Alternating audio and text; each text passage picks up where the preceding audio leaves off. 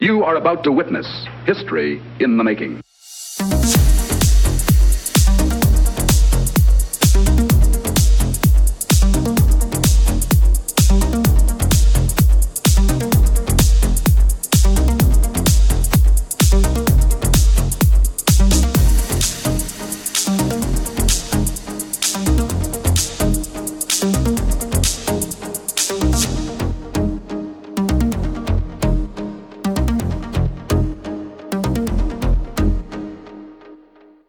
Hi everybody and good evening. It's episode 49 of the Pop Culture Gamer podcast. My name is Haydn and I'm here as always with Steve. How are you, Steve?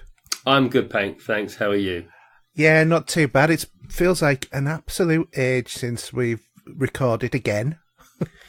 It's that time of year. June is always a bit busy with Father's Day and birthdays, and E3 gets in the middle of that as well. Yeah. That's very true. Although we recorded on Sunday last week, didn't we? Brains going. I'm obviously we old. We did sort of a little bit of a brief E3, but yeah, we're best. It's not easy when you're trying to throw something together on the quick like that. But yeah, it's all right. No, it's not. But we're here. We're back. It's a full show, so we're going to be talking about all of the usual movies, TV, gaming, and everything else in its entirety. So it's just going to be a normal show. So, anyway, Steve, what's your week been like? Because I know that you're on call, so you might disappear from me at any moment. So yeah, but you saying this could be a normal show? No, it won't be if my phone goes. But we'll cross that bridge when we come to it. Well, for our listeners, we'll just pause. Oh, yeah, and that means you won't get it till about Wednesday. Excuse me. Yeah, not a lot, really. I say being on call, it always throws the gauntlet down of what I get up to be honest. Over the last week, a bit further. So I picked up, I was working in, where was I working? It was in Bristol. Okay. And I was doing some work in a Halifax bank. Now, that's not a bank robbery, just Halifax as normal. Yeah. And I had some lunch, and there was a HMV across the road. So I thought, well, I ain't been in one of those donkeys. I'll have a pop in there. And had a browse at the big vinyl collection they got in there. And went and look at the Blu-rays. And there's one collection of Blu-rays I've always wanted to start collecting because I just love the content they give you. And that's the Arrow collection. Mm-hmm. And they give you a load of movies, sort of past and present, should we say, to a certain degree, whether they repackage them with some great artwork. Sometimes they can get like a 4K restoration on the go with it. Yeah. And they're sort of horror movies, but it's like some of them can be B movies, for example, if you know what I mean. So they vary are a particular taste. And they were doing buy one, get one free. And even on their website, I think this was probably a bit cheaper than on their website. They're doing something similar at the moment. So I was going through the collections there, and there was one there that I've always wanted to have the Thing, their cut of the Thing, and I really want the collector's edition, which they didn't have there. So I've been probably going to pick it up on eBay at some point. I take it this is the original version of the Thing, No, this is John Carpenter's The Thing. I thought you already had that. I do. I've got a Blu-ray cut of it. But I wanted the Arrow. The Arrow collection's got a damn sight more extras on it. It's got a bit more bulk with it. Yeah, because I think a lot of people would be very mixed, and certainly when you were talking to me at first, because you said, I picked up Arrow on Blu-ray. I thought you meant Arrow, as in DC Universe. But you're actually on about Arrow films, not Arrow, the TV series. No, Arrow, they are if you Google them, they're a company that release Blu-rays, DVDs. Yeah, because they've got Candyman, City of the Living Dead. There's a few of those Blu-rays that I talked about a little while ago, the zombie ones. 3 of those were from Arrow. Yeah. As well. So they've got some there, like, say, I've always wanted to get Carrie, their version of that as well. It's pretty cool. So I end up plunking for the Incredible Melting Man, which comes from 1977, which I've already watched, which we can chat about later. Mm-hmm. And another one, the sort of director of Italian horror, which I'm really a fan of, is Dario Argento. And The Cat of Nine Tails as well. So they're both 70s movies.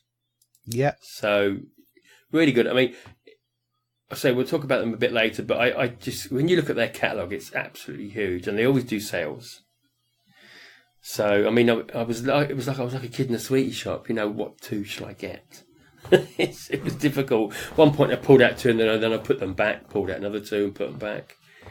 But so I plunked for those two. That's pretty cool. Had some, and of course with like looking at some of the movies that they're doing, like Death Walks on High Heels. I wonder what sort of movie that is. No, they are really a cosplay. Whether you would say it's a movie for connoisseurs, some of these, but there's some. Is that what they call it nowadays? I don't know. I honestly don't, but I know that they do some corking movies there. That's well worth a look at. Actually, they released one of the recent ones. They released was Weird Science. Yes. So that's not been out on Blu-ray for such an age, I think. But I mean, they specialise in horror, don't they? And that's more your bag. Horror and sci-fi. I suppose sci-fi's in there as well. Yeah, but the sci-fi element is much less. Yeah, but I think Incredible Metal Man is a sci-fi, and it's what's the right word to use? At its gooey best. Let's put it that way. Anyway, so with me, some of my birthday money I picked up earlier in the beginning of June. Mm-hmm. I picked up a pressing. So Music on Vinyl, they do represses. Every now and then, there can be soundtracks, all sorts. So I picked up Earth, Wind & Fire's album, I Am. Mm-hmm. And again, this is a limited pressing of 1,500. And it comes in orange flame vinyl. And on the back of the album, it's indented with the number it was printed at, or pressed at. So mine is 223. Nice. Out of 1,500. I've never seen a number 1, to be honest, in some of them. I don't know how that all works, but yeah, that's pretty good. I mean, I've got quite a few from that catalogue now, quite a few soundtracks. But this is an album that I had in the late 70s, which is one of my favourites that they brought out. There's tracks like Boogie Wonderland on there and Star, so they're pretty cool. Cool. That's about it, really. I mean, watched a bit of TV actually this week. Been watching a bit. I know we're probably not going to mention it today, but watched a bit more Arrow. As funny as we've mentioned that. But not Arrow films. Arrow as in Arrow. Arrow as in Gordon, as in McQueen. Yep. But not Steve. Not Steve. Oh no. But yeah, not a lot happening really. But yeah, it's just at the moment it's a bit odd the weeks for the way they work. Yeah, not a lot goes on. Gaming wise, yeah, we got a couple of bits and pieces. Obviously, been playing some of that Lego Forza Horizon expansion pack. And this week is Iron Banner, and I'll have a little talk about that as well for Destiny 2. You never have thought you'd have been talking about Destiny 2 on this show. I've been hammering that today, I tell you that now. You wait here. I wish I could play during the day. Anyway, okay. So, what have you been up to, pal? Well, this week I launched my new website for work. Mm-hmm. So, safeguardingadults.co.uk. Which is the Safeguarding Adult Board of North Yorkshire's website for people working with adults and people that who might want to know more information about that sort of thing. So it's an early stage because we haven't got it completed as much as we wanted to in terms of content, but it's always going to be one of those things that's going to be growing in terms of content anyway, because there's always something going on. Yeah. And that's it was important that we got that launched ready for this next week at work. We've got Safeguarding Week where we're looking at all sorts of things, but things like modern slavery, and exploitation. Is that still going on? Is it? Yes, it is. You mean like these sweatshops? Well, in this country, and there's a lot of that sort of thing goes on. So obviously that's some of kind of linked to what I do on a day-to-day basis, but lots of other stuff like that. But safeguarding boards are concerned about that sort of thing as a community safeguarding partnerships and all of that as well, and it's linked to organised crime, and there's all sorts of issues. So it's really quite interesting. But we're going to be promoting a lot of awareness of these sort of things, and telling people if they see them about what they can do to try and combat it, basically. Because people, no one should be made to work in slave labour anymore. To be honest, it is a terrible thing for a lot of people who are put in that sort of position. But Safeguarded Week's how we try and one of the things that we do to try and raise awareness of it across all walks of life. So, but the new website's got loads of stuff on there. I'm really pleased with the look of it. So that's me professionally, but in terms of personally, I've been doing more Twitch streaming.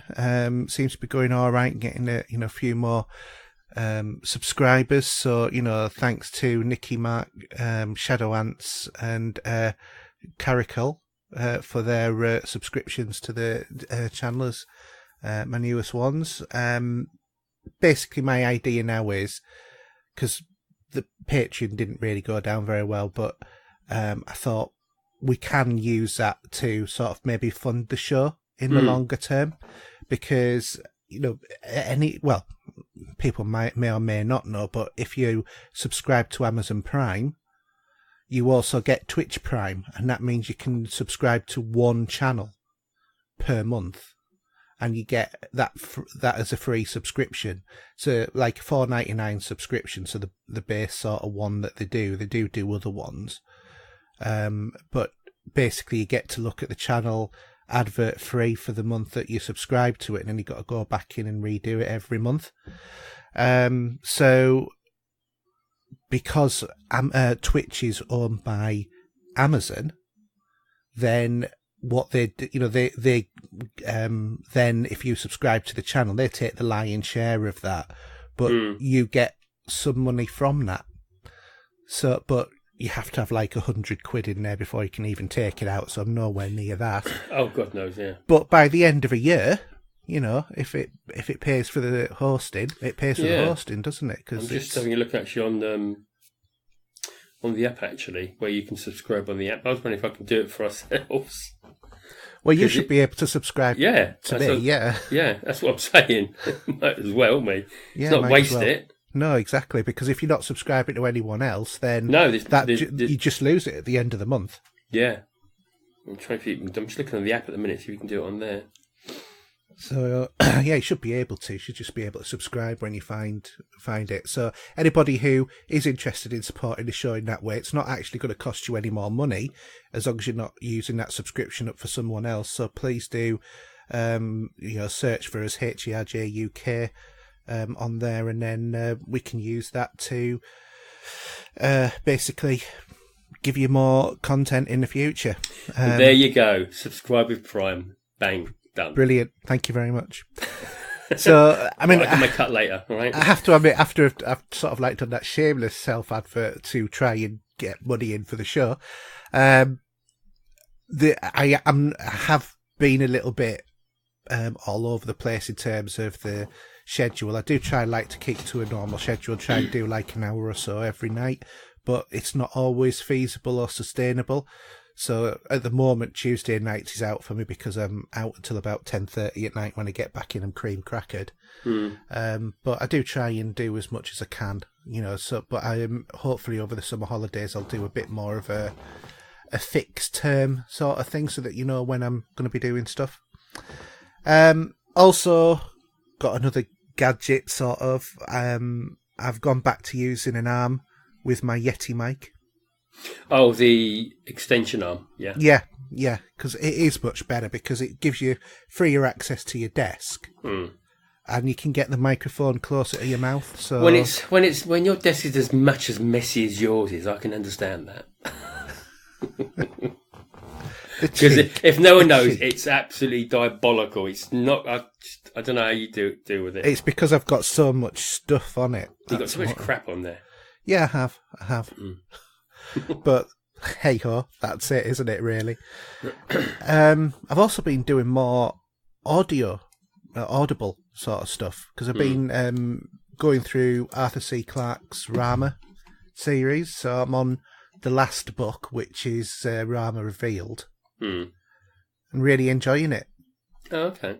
Yeah, it's instead of listening to podcasts or whatever, I've just having a bit of a break from it and going over to Audible because I've got loads of books on there which I've never really listened to. Yeah, I've got a few that I still haven't. I don't subscribe anymore, but I've got a few that I've not actually had a chance to listen to yet. I'm saying that I have been listening to the Torchwood. I've got a set of Torchwood stories, and they're done with the cast.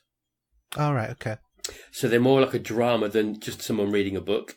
Yeah. So there's special effects in the background, and you've got the main stars in it as well. They're pretty good. Oh, cool. Yeah. Okay, well, I think that's about it from me for this week. So shall we get on to gaming this week? Mm-hmm. No longer a dream, but a reality.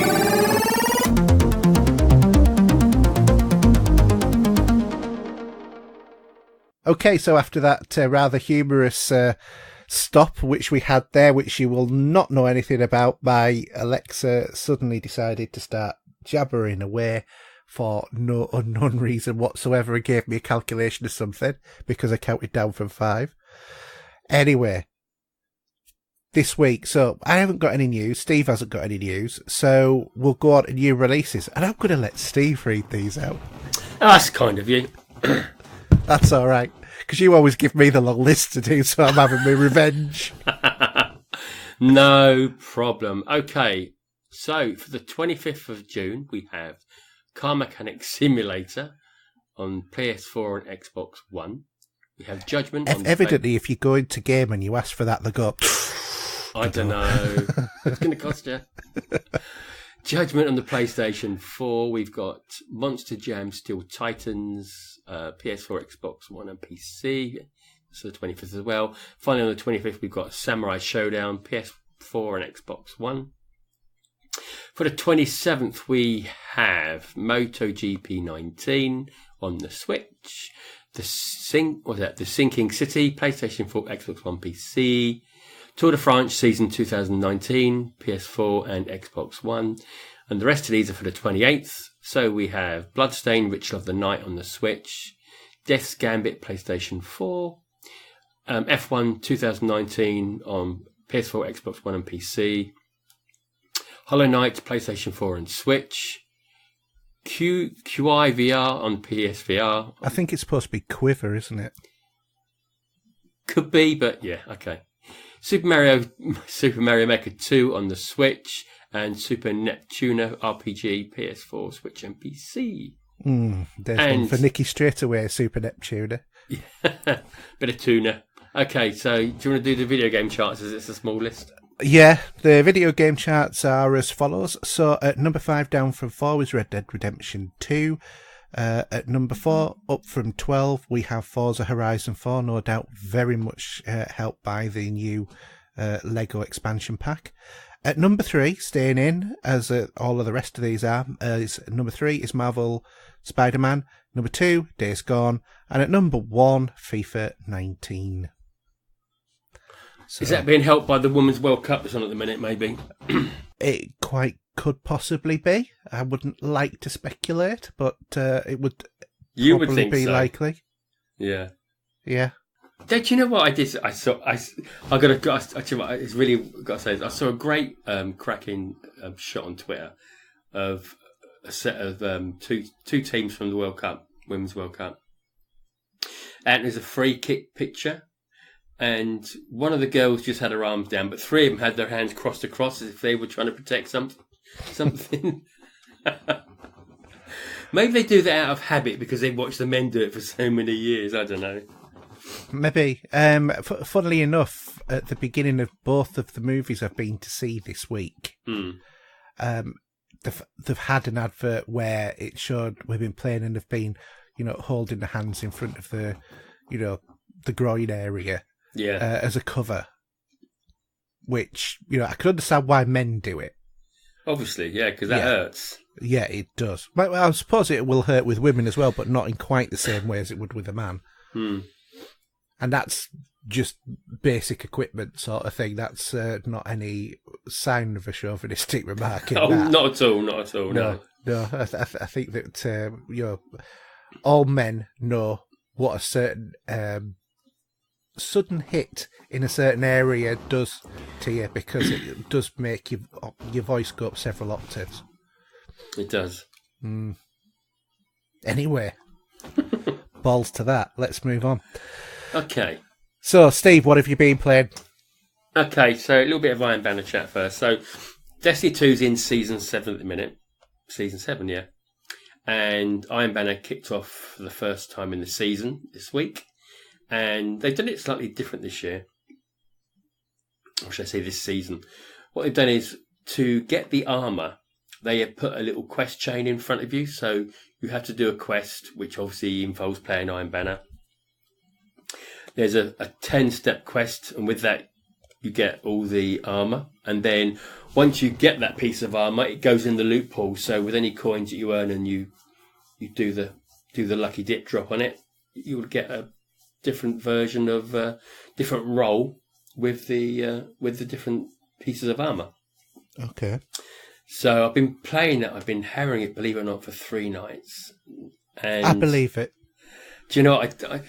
I've actually, right, I've played 99 games so far. And how far off are you from completing the quest? I don't know. I'm about halfway through it at the minute. But Iron Banner will be back later in the season anyway, so that's not a... But you have to do it in a week, don't you? Well, Iron Banner's for a week, but those quests, I think, will roll over to the next time it happens in the season.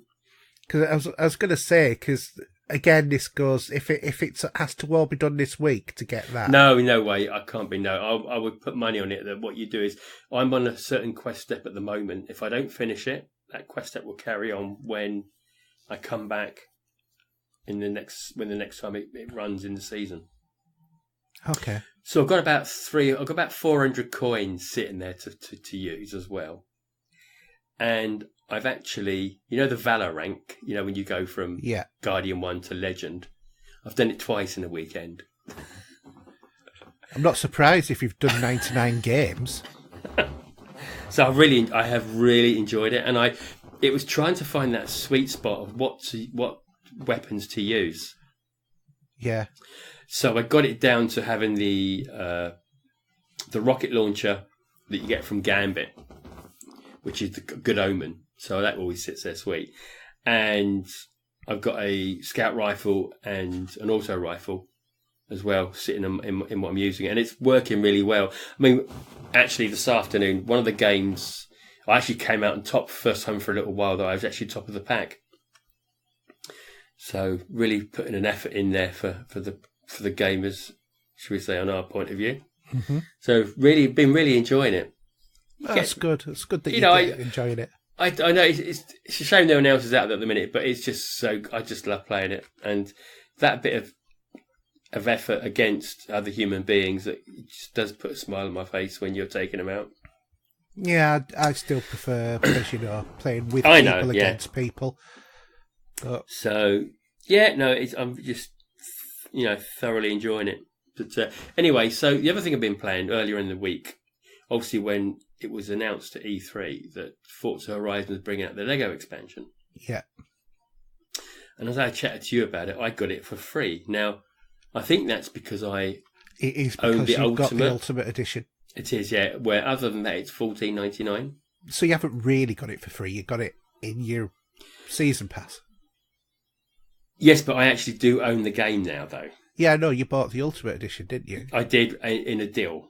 Yeah. Not when it came out, which should have been 2 years ago now? Or was it a year ago? Yeah. Well, it's in the last year, isn't it? Because otherwise we'd be on the next Forza. Well, it should be on the next Forza this year, but they're going to hold it back until the new console comes out. Yeah. But it's again, like when you go on the map, you'll see a point where you can go to that expansion. And when you arrive in there, they've got a nice sweet cut scene with the Lego cars. Mm-hmm. And all the crowd are Lego people as well. So it's pretty funny. I have to ask, when you're on, does the radio go, everything is awesome? It was playing at one point. Oh, cool. It was funny. And so the idea and how, obviously we all know how Forza Horizon works normally, where you've got to do challenges. Yeah. And so the way they've done it with this is you've got to do the challenges, but you earn bricks. And when you earn bricks, you earn enough bricks to build on your garage. So when you first drive to the Horizon spot, and you'll see like a flat plate Lego. Okay. Where you would normally, that'd be the plate you'd start building your bricks on. So the first thing you have to do is to build a garage. So to build the garage, you've got to get X amount of bricks. So doing the challenges tally up. Once you've got that, you can go back there and it builds it up. And then the next part and so on and so forth. And that's something a bit different.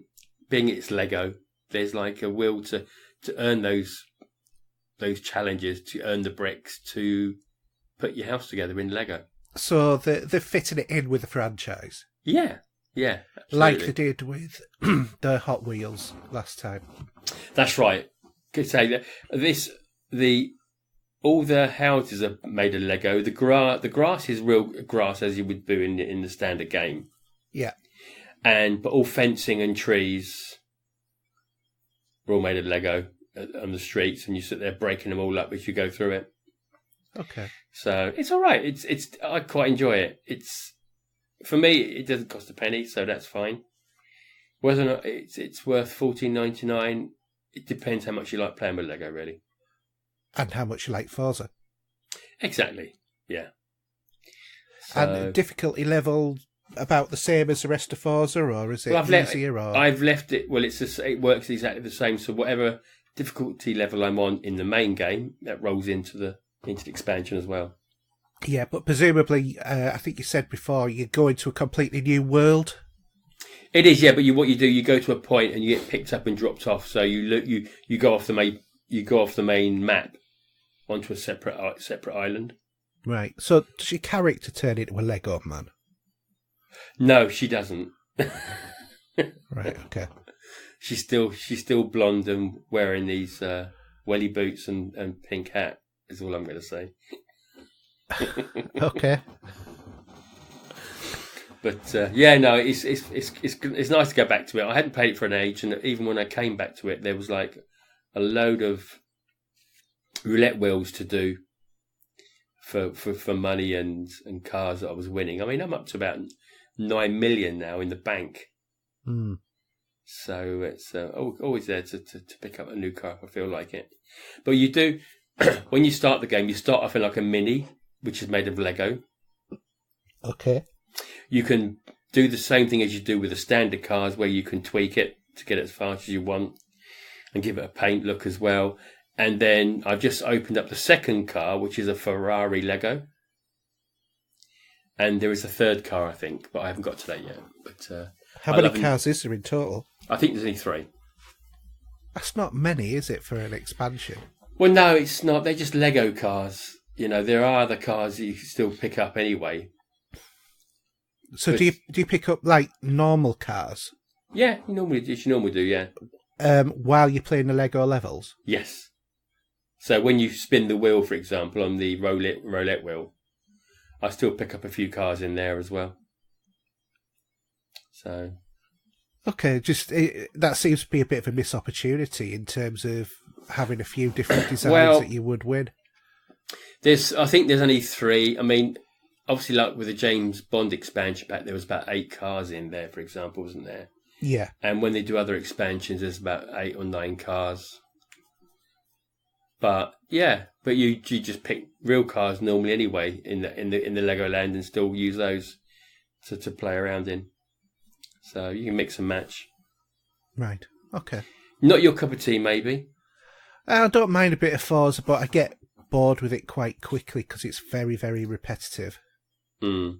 And in terms, I know a lot of games are repetitive, but just driving around, it doesn't do it for me. It depends what you're up to, isn't it, really? Yeah.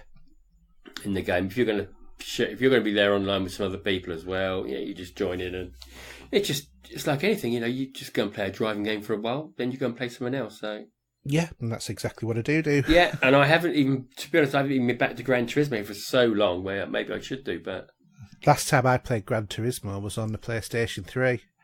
Oh really? And even then I only managed one race because it took me an hour to get through the menus. Well, I've got the latest edition of it, and it looks lovely as well. Plays great. Yeah. So that's about it, really. I mean, I did dip into Gears 4 this afternoon. Really? Yeah. Well, the rewards scheme they've got. Yeah. With Microsoft, so you can on your phone you can earn points by doing a bit of Google or whatever, and then obviously on the Xbox. So I'm trying to get to a month's free Xbox Live. Yeah. Because what I want to do is I want to add that to my account and see if it makes much difference. I bet it won't make any difference at all. Will it have just had it maybe by a month? Yeah, probably. But after this Ultimate thing, do you know what I mean? Yeah.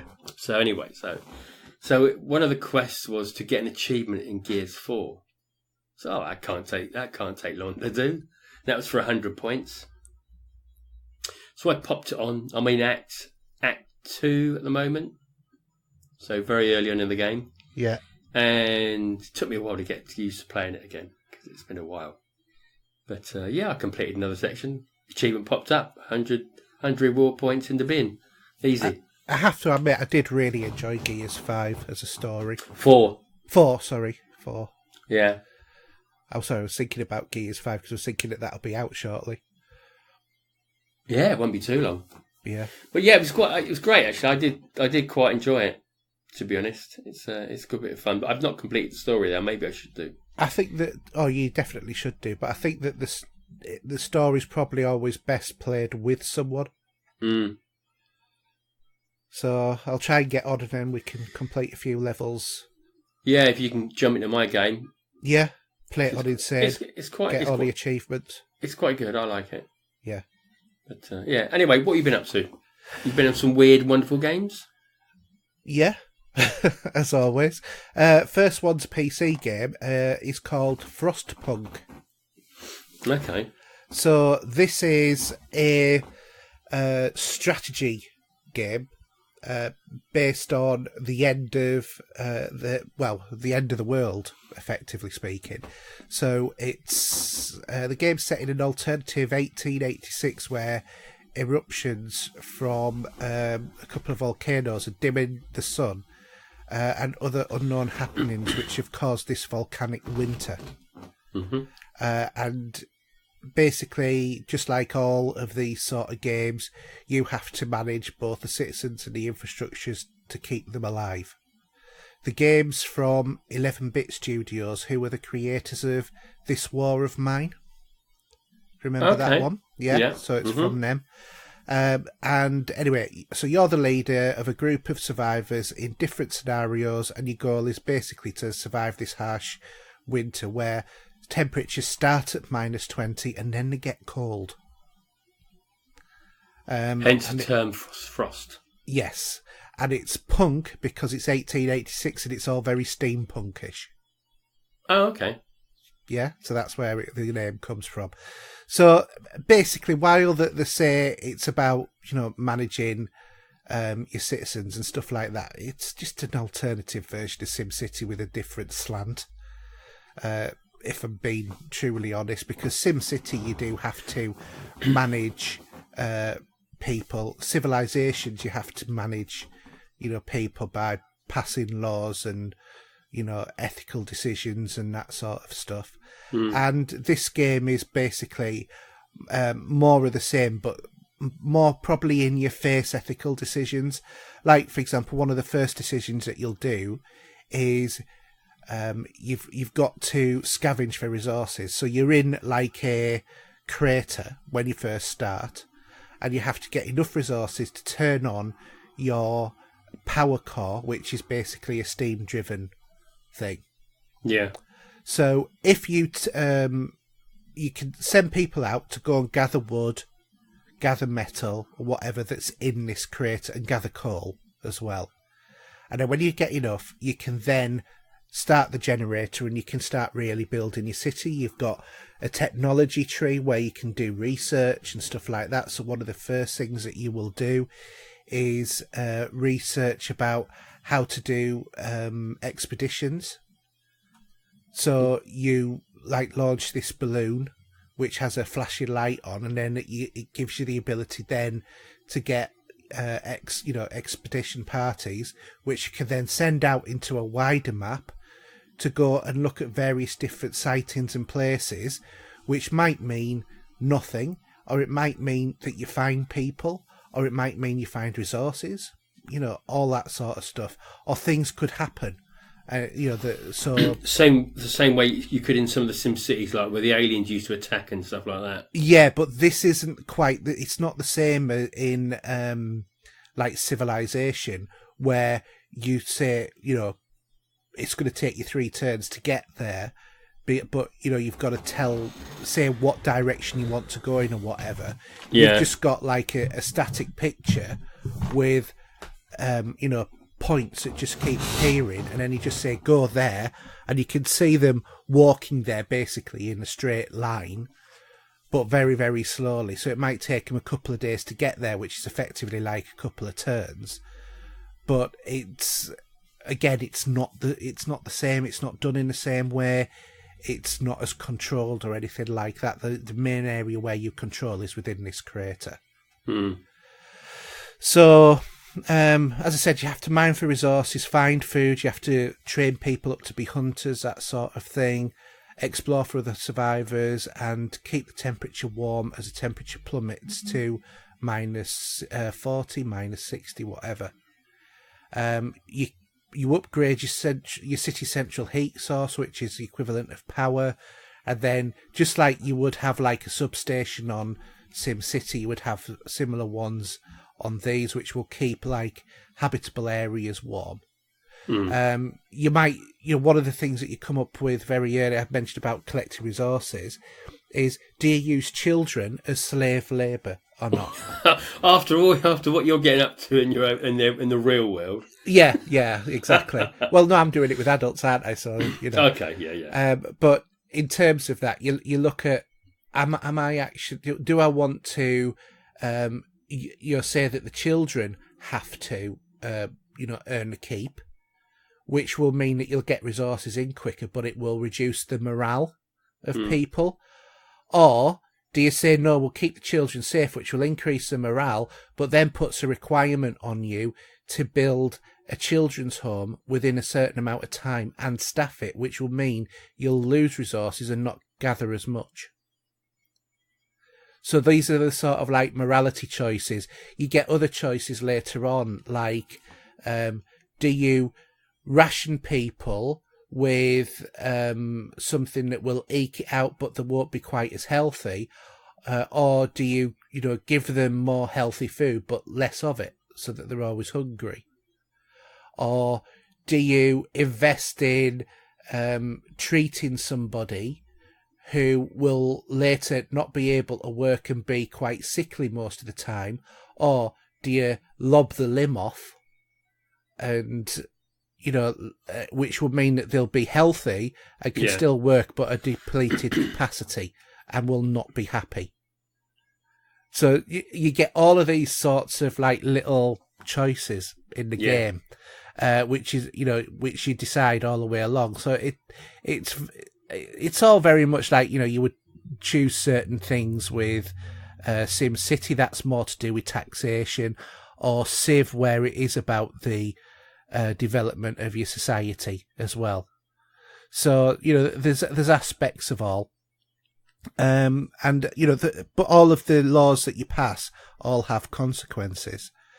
The game itself is beautifully styled with a really interesting, compelling narrative that goes with it as well, because it is loosely story based. It starts off with an opening animation, the story bits that come in with it at various different times, and the game actually manages to keep you feeling quite tense when you're playing it, because that this little delicate ecosystem that you're building inside this crater with your residents could go wrong very quickly.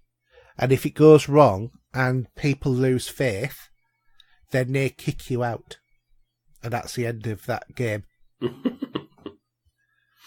It's a bit harsh, isn't it? It is a little bit. But if you like real-time strategy games, then this is a definite must to try.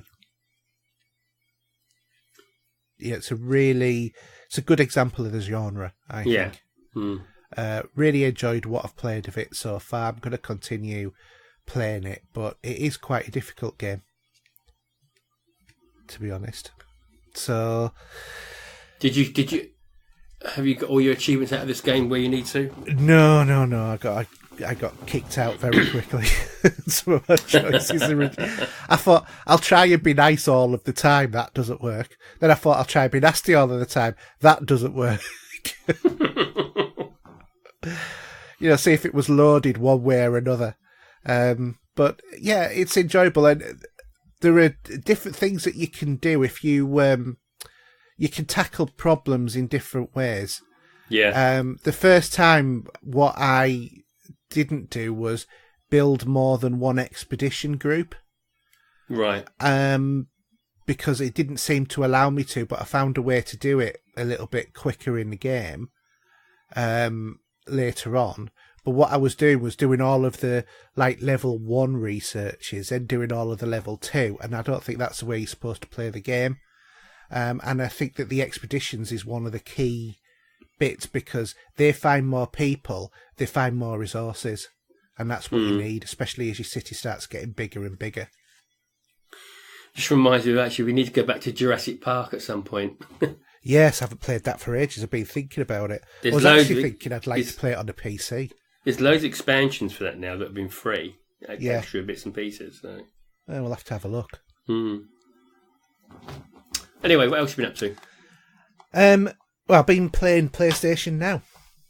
Been playing a few games on there. Okay, where have you got the time for this? As you say, having enough games to play, then just adding another 600 on top of that is like... Well, why not? I've already got too many more games to play, so it just means that my ratios, change by a few percent. Yeah.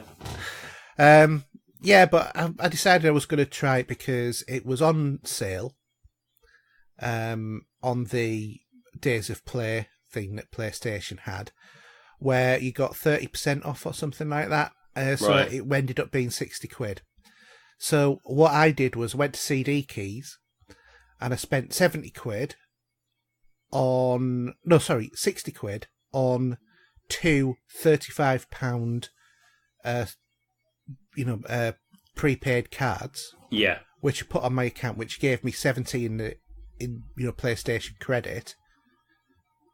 So, although I'd only paid, £59.58 for £70 worth of credit, so I had £10 and 2 pence worth, 1 pence worth change after I'd bought a year's worth of it,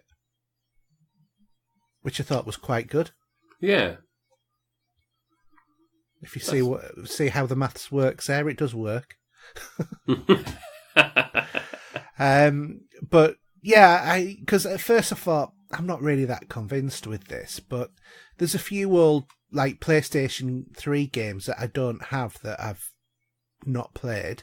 I thought I'll go and try that. I think for me, where this is let down is on the PlayStation 4 games. They have now introduced something very much Game Pass-like, which allows you to download games onto your console, so you're not streaming them.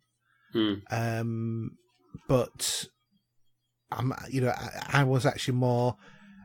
It was more appealing to me about the streaming rather than the downloading, because A, it's instant. Secondly, I don't have to have my hard drive completely choked up with all of these games as well.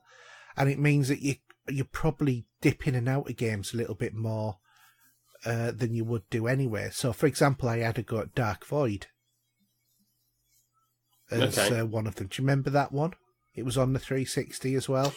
It was basically, it's like the Rocketeer sort of, the movie. It's like that sort of thing. You've got a jetpack and you're in like a Bermuda Triangle sort of area where you're trying to escape. Don't think I can remember it too well. What the big selling point of this was about the verticality of combat.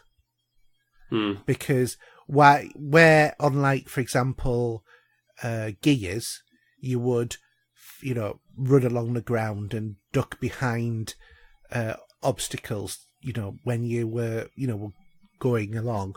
This, you would go up stuff, like vertical cliffs, because you've got a jetpack, and then hide behind outcroppings, much the same way as you would hide behind a barrier on Gears. So it's a bit like that. As it happens, the flight controls are absolutely awful, much worse than I remember playing it on the 360. Yeah. But, hey ho, time's moved on in terms of the way that we control games now. If you ever think, actually, games have been pretty much stationary in terms of, how you control them for the last 10 years, just go back to a couple of the 360 or PS3 games.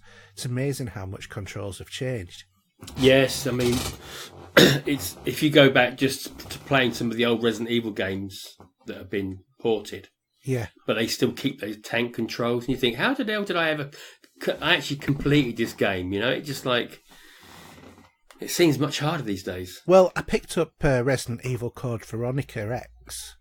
Was it X or Code Veronica? Anyway? Yeah, I think it's Code Veronica. I've got that. I've got the port from the 360 when it was back compat.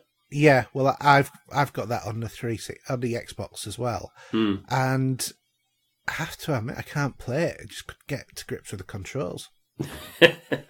It's sort of like it got to the point of I was struggling with the controls. I thought, actually, I don't want to play it because of the controls. I don't know if there's an alternative control system in there, but I'll have to have a look because I just fancy playing that because I quite like the story of that one. But anyway, that's a different matter. But on PlayStation now, there's absolutely loads. There's Bloodborne, Steep, Mafia 3, Prey, which I've been playing. Yes, I've been playing a Bethesda game, Steve. Sorry, what was that? I'm sorry. I said I've been playing a Bethesda game. I know too. Go on. Metro 2033. Yeah. As well. But none of the games are really up to date, and I think that this is a weakness of that system, especially when you look at Game Pass. Yeah.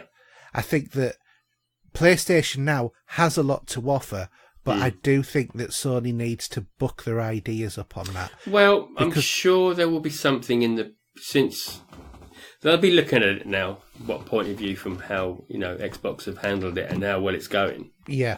And especially that they've integrated the Ultimate Game Pass as well. Yeah. That you think something would be on the same sort of line that they're going to deal with at some point. Well, you would have thought.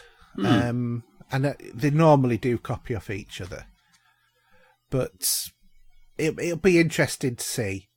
But it's definitely where the streaming needs to improve, in my view.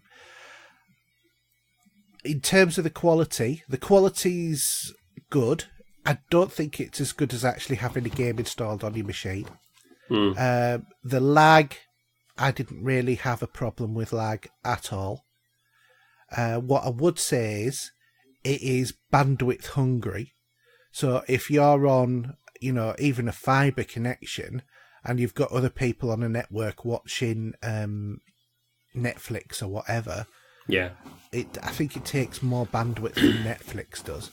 Because, there's been loads of times I've been able to stream while having a movie on, streamed, and someone else having a movie on in the house being streamed all at once. This, when my son was watching something on Netflix, I had to say, switch it off so I could stream. Go watch Sky instead, it's the same on there. Quite happy with it, to be honest, as a service. And it's as near as Netflix as you're going to get on a console at the moment. Yeah. I think Game Pass does it differently. But in terms of what I wanted, this is doing it the way I wanted it to do, because it streams to any device that'll connect, and you can connect a controller to, basically, which is great. So, you can play it through your tablet with a controller connected to it, something like that. Yeah. And the other thing as well is if you're a trophy whore, then you can still get trophies on the games as well, because it logs it all onto your account. That's good. Yeah. So, I've got a couple of trophies on the system from when I've been playing. So, cool. Quite pleased with that. I tell you one thing I can't understand on it, though. It's a really silly choice. Is they've got The Last of Us on there, but it's the PS3 version. So it streams the PlayStation version, not the PS4. Well, because it's a lot of that PlayStation now is basically more pre-PS3 titles, isn't it, than any PlayStation 4. There's a few there, isn't there? But it is an older title. It is a Sony title. It's first party, isn't it? So it seems silly to have the PS3 version on there. Because even if you were playing this through a PS3, surely as a good service, doing a remastered would be the better one to do. Yeah. Have you played that yet? Silly question, I mean the game at all in any shape or form? I've done the first level about 4 times. Really? I mean, I completed it. I tell you, that was one of my games. I know I came to the PlayStation rather late. Well, back to PlayStation in total, actually, but thoroughly enjoyed that game. Really did. I struggled with it. It didn't capture me. It is one I keep trying to go back to and trying to get enjoyment out of. Yeah, you should. I mean, especially with the new title coming soon at some point. Because I know we didn't have any news, but I've got a funny feeling apparently it's been leaked by one of the distributors. And I think I think they said, I'm trying to go by memory now, I think it was something like February or something like that, February, April. Yeah, wasn't it listed somewhere on Amazon or something? No, it was an interview. I think it was one of the creators of the game was having an interview and he let it slip by accident. Right. And again, it's going to be in that little first quarter of the year. Yeah. Which is going to have about 5 or 6 hot titles at the best of times. Well, it's not been said, but it's more than likely, but we'll see. But yeah, you should, honestly, I know you tell me to finish a lot of games, but out of games you finish, that one really you should. That story is superb. Yeah. Well, there's a few games you should be going back to, Steve. Oh, no, I know. That's why I'm saying it this way, because you finish more titles than me. But if there's a title that you should finish, I think The Last of Us should be on your list. Yeah, it was just those clickers. They just got on my nerves, to be honest. I was just sort of, I can't be bothered trying to work out the pattern. And to me, it was in some ways because of all of the stealth element to it. It also felt a little bit like Deus Ex, because that was, Become Human. That was quite a stealthy. Well, you see, the funny thing, I think what grabbed me more, I think that's what kept me going was the story. Yeah. To be honest, that's what kept me going. But the thing is, zombies is much more my genre in terms of horror. You're more the Carrie, the It, that sort of horror, aren't you? Rather than pure zombies. I mean, I've got no, because I got 5 zombies. I've got some of the best zombie movies ever made sitting in my collection. Well, I'm not saying that you're off zombies. I'm just saying in terms of horror, you always. I do. Well, I go through different genres. I mean, it's like watching what I saw. We'll talk about later. Was The Nun. Yeah. Which I watched over the weekend. So I do like to dip in all sorts of genre, and I've got a real fascination. I always have done for Italian horror and stuff like that. And I like the way it comes across in a movie. It's very sometimes very B movie like, but Anyway. So my last game is I've been hammering Assassin's Creed Origins. What a surprise. Quelle surprise. Mm. But I have actually completed the main story. Oh, okay. Which is what I wanted to do. But there is, like Odyssey, there is so much more story after the main story. Yes, there's too much, really, isn't there? There is, because I must have spent 100 hours on this now. Mm. I have lived it, sweat it, dreamed it, everything, this game, because I've been wanting to get, as far on as I can. And I'm also starting on the DLC on it as well, because I haven't even touched the DLC until recently. No, to be honest, I got both of these games I should be going back to at some point. It's a crime not to. I think that both Assassin's Creed Origins and Odyssey are both fantastic. I think that they are the best in the genre. And also, I love the fact that the main character from Origins, even though he's Egyptian, is obviously a Yorkshire lad. Because he's called Bayek.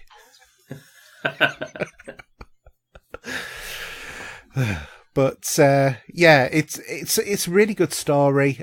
You can see how they've developed out of Assassin's Creed Origins into Odyssey in terms of how it went, and the Alexius or Cassandra, whichever one you chose, storyline was fantastic in that as well. And I've been back to that as well, playing some of the DLC that I haven't got up to yet as well.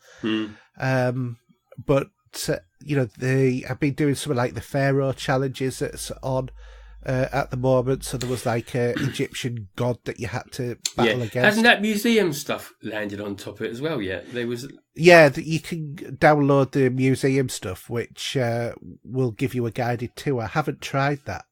I have to be honest with that. I've just because I've been just concentrating on the story, and the map's massive. And even though I've spent so much time, there's still 3 areas of the map I haven't even opened. And I've completed the main story. Isn't that crazy? It is. I mean, in terms of content, this will keep you going and going and going. And the other Assassin's Creed Odyssey, it's exactly the same in terms of masses of content, but this one actually feels like it probably has a bit more. Okay. Whether or not it has or not, I don't know, but it certainly, I feel like I'm going through more stuff on this one. But I've been like really dedicated to getting through it as much as I can. Yeah. And I'm not even like at the level cap either. Oh, really? Yeah, I'm at like level, 42, something like that. So not even high enough to do some of the high-end stuff in the game yet. Yeah. And like I said, I've completed the story. I love the way that the skill tree works, because the thing that bugged me about Odyssey a little bit was for some of the skills that you could learn, you had to pick and choose. So, what, from the tree, you mean? Yeah. So, right. For example, once you'd filled out what all of the buttons do, the only thing you could do, if it wasn't on the one where you could go down and choose some more, was to replace a skill with another skill. And I didn't like that because it limited my options. If I unlock everything on the skill tree, I want to be able to do everything on the skill tree. I don't want to specialise. That's why I spent the time unlocking everything, so I could do everything. And that's not the way it's set up. So but it is more like that in Origins. Yeah. That you can, once you've unlocked it, you can do it. But I still must have about, 15 things on the skill tree that I haven't unlocked.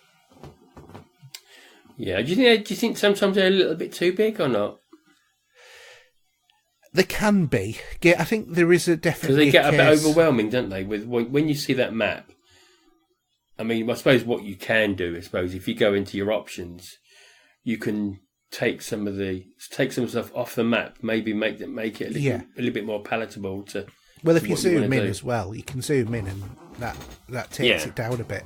But for example, the sync points, there are 72 or 78 sync points in the game, and I've got 52 of them. Wow, yeah. You know, that's it's a massive game, and I've really enjoyed the time with it. If you've played this or you fancy playing it and you've not done it, you can pick it up for quite cheap now. It's well worth playing. Yeah, definitely. Really enjoyed it, and still enjoying it as well. I just every waking moment virtually thinking, I'll just do that. And it's one of those games of, when you get, it's a good game when you say, right, I'm going to do this and that's it. And then it's never I'll do 5 more minutes. No. I don't know about you, but normally I say, right, I'm going to do one more quest and that's it. And then something will trigger it, which will open up another quest. You go, I'll just do this one then. I'll just pop and see that. I want to pop into that cave. What's in there, Yeah, or I'm only like 500 metres away from the sync point. I'll go there. Oh, that sync point's opened up. It's a tomb. I'll tell you what, I'll just go and do the tomb. And you end up doing all of that sort of thing, and that's definitely what I've been doing with this game.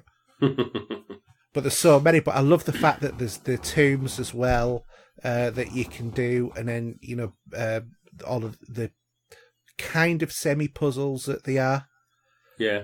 Because there's stuff hidden and stuff like that. You've really got to keep your eye out for it. But really enjoyable game. Love the game. Bye, Eck, it's good, lad. Anyway, shall we move on to movies, TV and streaming? Let's do that. In quest of a better life,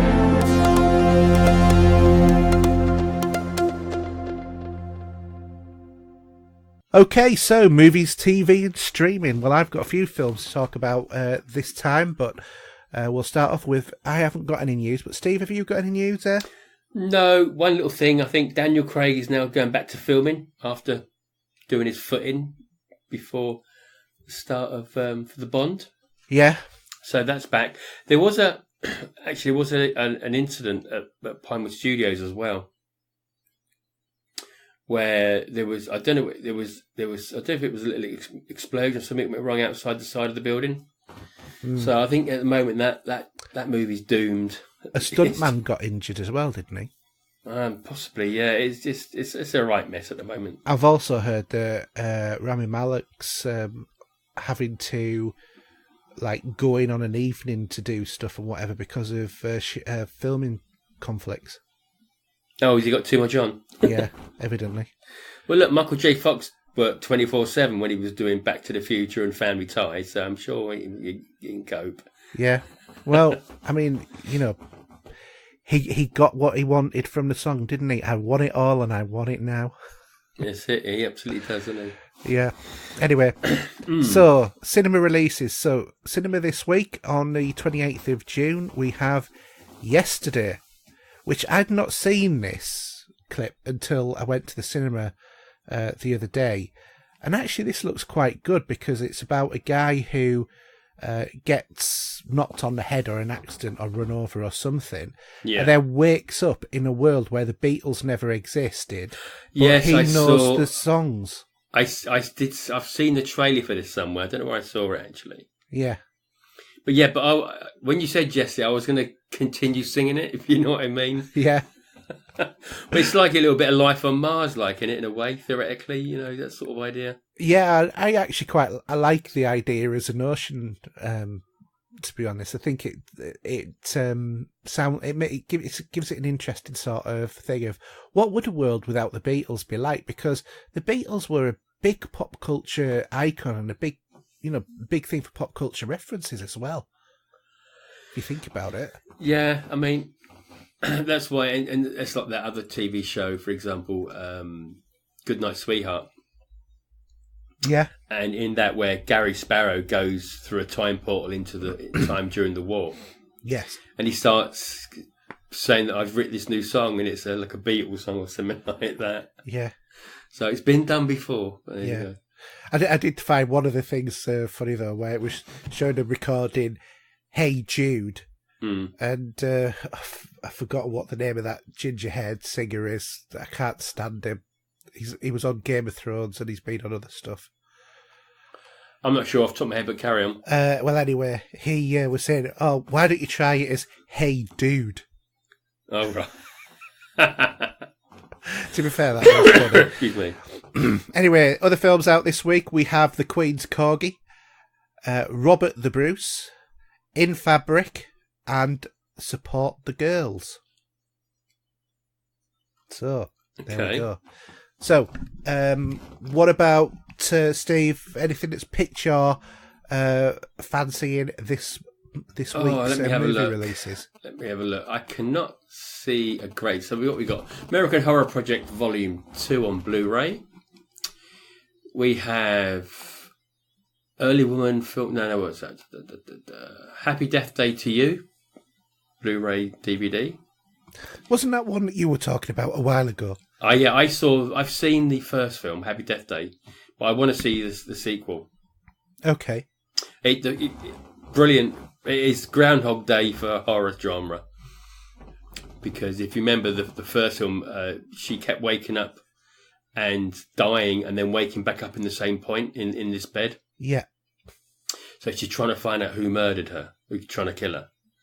So, Happy Death Day, the original one's well worth a watch, and I'm sure I better at some point pick that up and watch that as well. Well worth a watch. Another one there that comes, it's a 40th anniversary limited edition. Oh, scum. Yes, I saw that when it came out 40 years ago now then, yeah, blimey. And I remember seeing that. I was working in Bridgend in Wales at the time. And I went to see that, and the other film I saw was Scanners at this little tiny little tin pot cinema. Yeah. But Scum was a sort of got a bit banned as well. It was made for TV, and there's a lot of stars in there that have gone on to do better things. A big example is the main character is Ray Winston. Yes, he was in that, wasn't he? Yeah, so he played Carling, I think his name was, remember rightly? Yeah, and then he played Carter in The Sweeney. He did, yeah. Another one there, I think, is that The Man Who Would Be King? Is that the Sean Connery movie, by any chance? I'm not sure if it's been re-released. So, yeah, there. And, it's not a great deal at the moment. No, I feel that there's a bit of a dearth of movies being released, Blu-rays and that sort of thing that I'm interested in at the moment. Well, I think there's going to be a few more a little bit later in the year. We do get a bit of a quiet season there again. Yeah. And there's going to be a few. I'm sure that they'll be back with a vengeance. Yes, there will be. And that's one other quick thing. Yeah. Which reminded me. The Avengers movies will be going back into the cinema. Have you heard about this? No, I haven't. Because it's going to have a few more seconds added onto it. Now, I'm saying this very, very low key because I'm not going to say exactly what they've actually added a couple of. I don't know if it's maybe 30 seconds at the end or something. Mm-hmm. Don't know. You have to Google it and have a look. But I think the reason is they're trying to do that is so they can beat Avatar. I'm sure that's the reason for it. Probably. But it's definitely going to be getting a quick little re-release. Yeah. In the coming weeks. All right. Okay. That's if you can stomach another 3 hours. Well, I have seen it twice. That's probably going to be enough, isn't it? I don't know. I did enjoy it. But I think I'd wait till I get the Blu-ray. Yeah, I think I probably will, but I'm more looking forward to Spider-Man Far From Home. July 2nd, I think the release date for that is? Yeah, next week after next. Yeah. I might have to see if I can take the missus to the cinema that week. Well, I'm going to go with my son, and then I'm going to go with my friend. Oh, yeah, you got your boyfriend. Yes. Loosely termed. Loosely said. My male buddy. Yes, that's it. Your, what was it used to be called in school? When you used to have, you have to, if you're a new, if you went to a school and you were like new, you'd have to attach onto someone as a buddy, wouldn't you? Their buddy, the buddy system. Yeah, something like that. But anyway, so what you doing the charts? Yeah, I'll do the charts. So in the charts this week, so this is for cinema. We have X-Men: Dark Phoenix, which I have seen. The Secret Life of Pets 2. Rocket Man, Men in Black International, which I've also seen, and Aladdin. Which you definitely don't want to watch. No, to me, all of this live action, it's just a whole new world. I'm not interested. Disney, I've not got anything new these days. They're just regurgitating stuff now, and it's getting a bit boring. I have to admit, though, that it did look interesting seeing the live action version of The Lion King on the trailer. Yeah, I mean, I will get some of those. I will get to see at some point, but I just think, come on, let's have some new content, eh? Do you know what I mean? Yeah, I do know what you mean. It's the year of the reboots and sequels, and it gets boring after a while. I don't mind reboots and sequels. It's just there's too many of them. But anyway, okay, so Blu-ray and DVD charts. Okay, so from 1 down to 5, the Lego Movie 2, the second part. From 6 up to 4, we have Aquaman. From 7 up to 3, we've got Bohemian Rhapsody. Still at 2 is Stan and Ollie. And in at 1, brand new, we have How to Train Your Dragon Hidden World. Yeah, the return of the franchise that had died. Yeah. Okay, so, Steve, what have you been watching? So, this week, Sky at the Weekend's movie that they release, the big one for the week, and this was The Nun. Probably not your cup of tea. So, if you know the Conjuring universe, so where we have the Annabelle movies, we have the Conjuring, we have the Insidious movies, and also in the same universe is The Nun. And if I can't remember which one it was in, but the Nun did make an appearance somewhere in the other movies. And what they've done here is you've got a priest with a haunted past and a novice on a threshold of her final vows. These two people are sent from the Vatican to investigate the death of a young nun in a Romanian church, which is in the middle of nowhere in a forest, let it be. And within that, they confront these malevolent force of a demonic nun. The film's about 90 minutes long. That's long enough, and there's some good jump scares in it. And let's put it this way, my missus said, should we put something else on afterwards just to lighten the atmosphere? Because she did not enjoy that at all. Now, not because it was a bad movie, but it just freaked her out. Very creepy. But it was good, I enjoyed it. Fair enough. So if you're a horror fan, yeah, if not... Well, yeah, I mean, give it a go. You know, it might be your cup of tea. Well, IMDb give it 2.5 stars, don't they? 5.4 actually. I'm looking at the moment. Yeah. But that's 4. That's about 5 out of 10. So that's an average film. Very average. Yeah. Yeah. The other film I watched, which is going to be less average because from my Arrow collection that I started building up with. So I've gone back to 1977 and to a film I did see as a child. Now, it's classed as an 18 certificate these days. So I don't know how I did see it. Maybe it didn't have that sort of rating back in the 70s. So what we have here, we got an astronaut that with his crew, they go off to Saturn. They come back with an ill-fated disaster of a journey, and he's the only one that survived. And he's in hospital, bandaged up, and he gets to look at himself, and he is starting to melt. Now, when I mean melt, he is starting to literally turn to goo. And he starts killing people at the same time. He escapes the hospital and goes on from there, really. Very much a B-movie in how it comes out. I like those sort of films. I've got a soft spot for them. And yeah, it's good fun from as far as I'm concerned. Hour and a half long. So yeah, actually, it came out in 1978 in the UK, but it came in the States. It's probably 77. But I think I've seen this, but it's so many years ago. I wouldn't like to think about it. It's probably about 25 years ago that I think I've seen it. Okay, now I'll tell you this though: if you fancy going to watch it, it is on YouTube in its full gooey glory. Okay. So if you Google it, you will find the whole film there. Decent quality? No, yeah, perfect, yeah. But I got a soft spot for these sort of films, and it's right up my alley. And it's only in the IMDb gives it a 3.9 out of 10. But it's the sort of film that I enjoy, so I don't go by the score. No. Well, I must admit, I never look at scores before I go and see a film anyway.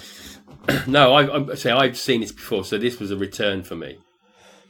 And the some of the makeup is pretty cool as well. Yeah, I mean, do you ever find, if you hear about what people are saying, that it maybe tampers with your expectations? Well, you get that. I mean, I'll give you an example because, say, my daughter, she and her boyfriend have got a cinema pass. So they go every week watching movies. So they went to see Men in Black recently, and they went to see X-Men Dark Phoenix. Mm-hmm. So I do go by her. I'm pretty much on par with her anyway. So when she tells me, I said, "Well, how did you find so and so?" She went, "It was all right." So I get the feeling that sometimes some of these films aren't coming up to scratch. Yeah. The same way, I'm sure you might say otherwise, where X-Men Dark Phoenix isn't cracked up all it's to be. Or it is, but you can tell me your verdict in a minute. So I will. But yeah. Anyway, so should we move on to, you got to tell me about Men in Black, because the series is starting to go a bit downhill, I thought. Well, actually, I have to admit, I mean, because I've always been a Men in Black fan since it was. I mean, I love you. Back 94. Yeah, I love the original movie. Don't get me wrong, and the sequel was okay, as in just okay, but with a little bit of, with the way this film, obviously with Liam Neeson, that doesn't help. Maybe, I don't know, because you heard of people trying to say let's take him out of the film due to what happened with him and what he was saying. Well, I don't think that you could, because it was pretty integral to the story. Yeah, but this is what was going on in the background at the time anyway. Yeah, well, it was all of his racist comments is allegedly racist. Alleged, comments, yeah. We got to say allegedly, otherwise, yeah. But so I'm not sure how is this made for the sake of it, and so how was it? Well, first off, what I'll do is I'll just, before I go into international, I'll say I started off by rewatching Men in Black 1, 2, and 3. Yeah. So, been through the highs and the lows of that. My personal view is I enjoyed Men in Black 3. I know a lot of people didn't. Yeah, that was because that was going back to the story of Kay, wasn't it? It was, yeah. Yeah, it was, yeah. And I like Boris the Animal. Okay, I need to rewatch. I need to rewatch number 3. It's been a while. Yeah. So, but it's incredible to think that the first Men in Black was 22 years ago. Yeah, it's a long time ago in a galaxy far, far away. Not quite, but I really enjoyed it as a trilogy on the whole, because even the second one, which wasn't as good, was still good. Yeah. It was good fun. So really enjoyed watching them. Then we thought, because the other thing as well is I was trying to get my son into Men in Black. Now he loves the movies. He's and I think he's the right age for them as well. To really start getting into them, because he's starting to get a bit more of a movie interest now. Finally. And so I thought, right, what we'll do is I'll start off with Men in Black 1 because I'm sure he'll like this. So he watched it. Then he wanted to watch 2 and 3 in rapid succession. And then I pointed out, well, actually, there's Men in Black International on at the cinema. Would you want to see that? Oh, yeah. Go and see that. So anyway, we went to see that. So as you said, it does start Liam Neeson, but it's also got Chris Hemsworth, as in Thor, and also Tessa Thompson, who played Valkyrie alongside Thor on Avengers, but also on Thor Ragnarok. That's correct. Yeah. So some familiar faces, and obviously they've got good chemistry on screen as well. Do you think that's why those two were chosen? Maybe one was chosen before the other, but because of the way the chemistry worked in Thor Ragnarok, do you think that's maybe where they decided to cherry pick both together? I think probably Chris Hemsworth he's the man of the hour, isn't he? Really? Oh yeah. So I think that he probably would have been quite a natural choice. Whereas I think Tessa Thompson, despite the fact that she's a good actress, and I'm not knocking her there, I think it didn't harm in any way the fact that she was Valkyrie on the Marvel Cinematic Universe. And she's worked alongside Chris Hemsworth before. I don't think it harmed it, definitely. So she plays a character who witnesses her parents being neuralised, and then goes to look for the Men in Black when she gets older, because a neuralizer didn't work for her because she was further away. So obviously these things have a distance at the work. Yeah, well, I say that, but the one they used on top of the Statue of Liberty must have been quite a big one then. Yeah, I don't think it was like a little normal one. Your cigar size. Yeah. So she goes out looking for Men in Black after trying to go into the FBI and saying, I want to go in a department that's not listed here, sort of thing. The ones with up there, and so she ended up, being a bit cuckooish, I think. But all this happens in the first couple of minutes of the film. Yeah. Anyway, she tracks them down and is sent to London on a probationary period as an agent by Emma Thompson, who reprises her role as O, and arrives there and partners herself up more than anything else with Chris Hemsworth. And that's where the story goes along. So she's sent to London because Emma Thompson is convinced there is something wrong in the London branch. Yeah. And the story revolves around looking for a mole in MIB. Right. Now, where this movie differs from the other Men in Blacks is it's got all of the normal references, like the neuralizer, all of that sort of stuff, the suit, the press the red button. But it's arguably a bit more action-packed in some bits. Probably more linked to Chris Hemsworth's image. Yeah. Has been more action orientated, whereas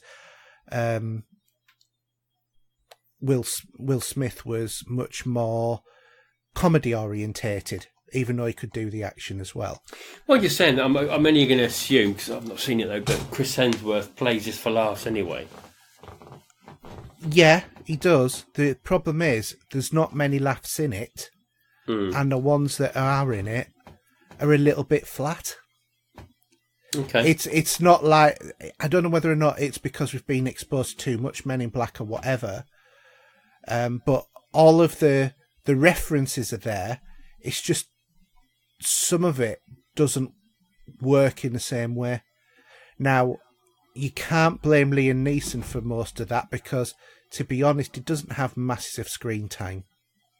He keeps popping up as like, as High T, who's like the equivalent of Zed was or always. But it's not, it's not the laugh sort of movie that there were before. They've gone a bit more, or it felt more serious, which isn't a bad thing, but it's also not a good thing either. It's just okay, that's how you've done it. Do you know what I mean? Yeah, I mean it's okay branching out. Obviously, this is another department within the country, within a different country. So obviously, yeah. But I still would have loved to, even though we only got to see him twice. Is it twice when with God dear, my Tommy Lee Jones? No, with oh, sorry, I'm just going completely. I can't get things out of my head. With Will Smith, yeah. With Will Smith, yeah. Because Will Smith only did he do 2? Didn't he? No, he did all 3. As did Tommy Lee Jones, but Tommy Lee Jones was only in the half of it. Half of it for the 3rd one. Yeah, but I mean, I know probably Will Smith's got better fish to fry these days at the moment, but I think it is Men in Black without him sometimes. Yeah, there was just something about the Will Smith swagger, for want of a better term. That his on-screen presence is different to Chris Hemsworth.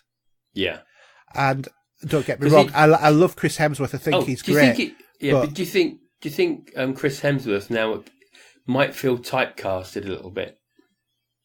Possibly. He's been playing Thor for a number of years now. Yeah, but he's still going with Thor. He's not leaving. Well, no. I mean, we're not sure where the character's going yet, do we? I mean, Guardians is a possibility the way it's going to go, but he's been playing that character now for what? Is it about 10 years? Is it? Yeah, as Guardians of the Galaxy. Yeah, but it's maybe just feel a bit typecast now. It's something that happens to most actors at best of times, to be honest. Well, yeah. But it's a good thing or a bad thing, I don't know. But they know they make the money out of it. I think from their point of view, it must always be a good thing because it makes the role synonymous to you. Yeah. I mean, look at Bill Shatner. He could have just lived off Star Trek. He still does. Well, he still does. But I mean, he doesn't need to do anything else. He does do other stuff, but he does the bits and pieces. Yeah. Yeah, exactly. I mean, Will Smith, his catalogue of movies is probably incredible now, and he's still got a few more in the pipeline. I think even with his son as well at the moment. Well, so. he does comedy, he does serious, he does a whole range. But then again, so does Chris Hemsworth. But they are very different sort of people. It's like Chris Hemsworth, his comedy comes from his charm. Whereas Will Smith, it's sort of like more, for want of a better term, ghetto. He sort of, he uses his ethnicity in his humour. And I don't. Yeah. That's not meaning insulting. That is just that it's a part of his identity. Can you believe that Men in Black 3 was 2012? That seems like an age, doesn't it? Yeah, it's 7 years ago. It's a long time. And Tommy Lee Jones looked old then. He always looks old, though, doesn't he? Yeah, he did. But to be honest, I always thought, even when the first one came out, I thought, God, Tommy Lee Jones looks old. But man, has he aged badly since the first one. But it's funny because I actually liked. I did like the way that they got the younger version thrown in. Yeah, and you know what he also did as well? What role? Yeah, Thanos. He did. Yeah, that's right. Yeah. Yeah. So there's a little bit of a Marvel link through these movies. Yeah, exactly. So yeah, I'm surprised actually that if they'd have done another one, I'd bet that they've done some sort of link to that. Who knows? But I enjoyed the movie, but it wasn't. I took it for what it was. It's a very average movie. It's not the same as the other ones. If you look at it as in the light of the other ones, you're going to be disappointed, definitely. But you need to have seen the other ones to understand some of the references, like the deneuralizer and the red button and all of that sort of stuff. Because I think that the movie goes in with the understanding that the audience understands all this now. Yeah. If you see what I mean. Mm. Oh yeah, I mean, I will probably see that when it gets released at some point. I don't think if I want to go to the cinema, I think it's going to be for a bigger film. Yeah. You know. But so do you want to go on? I would say it's probably best to wait for the Blu-ray or wait for it on Netflix or something. Yeah. Or Sky in case Yeah. So my next one is actually a Netflix movie. I've got one on here that I haven't talked about yet, which is Dark Phoenix, which we'll get onto as well. Yeah. My next one is I Am Mother. Have you seen this one? It's on Netflix. So you start chatting, I'll just have a look on my phone and just go onto Netflix, have a look. Basic storyline is there has been some sort of disaster in the world, and lots of people have died. The world's a hostile place, blah, blah, blah. And this is quite an engrossing sci-fi about on a barren Earth, a robot raises a child from an embryo as its daughter in a plan to repopulate the Earth as part of a human contingency plan to bring humanity back after the disaster. So there's like millions of these little embryos frozen, and then this machine called Mother has the ability to grow these and then start to raise them, educate them. But they're in this bunker, which is all the technical gadgets, food, everything in there that wants for nothing, apart from company of other people.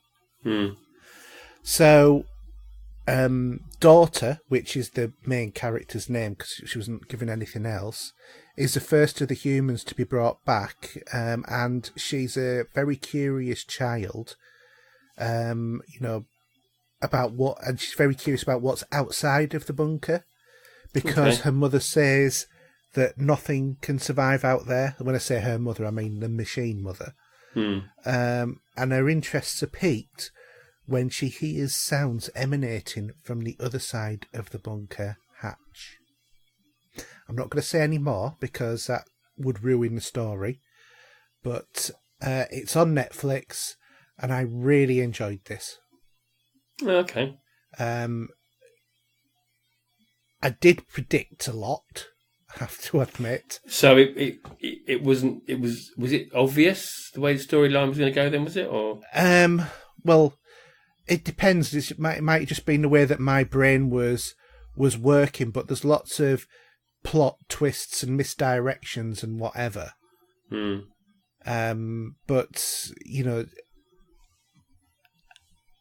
after you've watched so many sci-fis, you do start to come up with predictions about what's going to happen. Sometimes you're on the button, and other times you're not. This time I was, but I could have equally have been not. So, yeah, it's enjoyable. It's an enjoyable movie, well worth watching. Really got a lot out of it, I think, and very clever in the way it's done some of the stuff as well. So, recommend that. It's on Netflix. My last one is X-Men Dark Phoenix. So this is the last outing of the first class X-Men part of the franchise before really X-Men goes over to Disney. So this is a non-Disney Marvel film. So it's not part of the MCU. And to be honest, I feel that this feels a bit like a cashing on some of Sophie Turner's fame from Game of Thrones. Yeah. The main problem with this, I think there are two things. First off, it's based loosely on X-Men 3, as in the fact that X-Men 3 was about, Phoenix coming, from Jean Grey, her alter ego, and about how Jean Grey went mad. This kind of uses that, but in a completely different sense. So it's not a facsimile in the way that The Force Awakens was to A New Hope. But it uses some of the same premises as the X-Men 3. But the main problem with all of the X-Men movies has been continuity. They're all over the show. Yeah, exactly. And whoever has the job of continuity editor on the X-Men movies, yeah, you have one job. Jesus. It's not hard, is it? No. Were you in a coma during the development of all of these movies? Is all I can say. Yeah. Because the movies are a mess. They're a complete and utter dog's dinner. 1, 2, and 3 were fine. They fit with each other. They fit neatly, generally speaking. Wolverine wasn't. It didn't fit. It didn't fit at all. Because of what happened in Wolverine, etc., etc. Wolverine 2 really, mucked that water up even more. Because of, what happened with Wolverine's claws in the movie, and then what happened in the X-Men Days of Futures Past. I can't remember these movies. It's been such a long time since I've seen the last X-Men movie. Yeah. It's well, it's a shame because I really enjoyed the original movies that came out.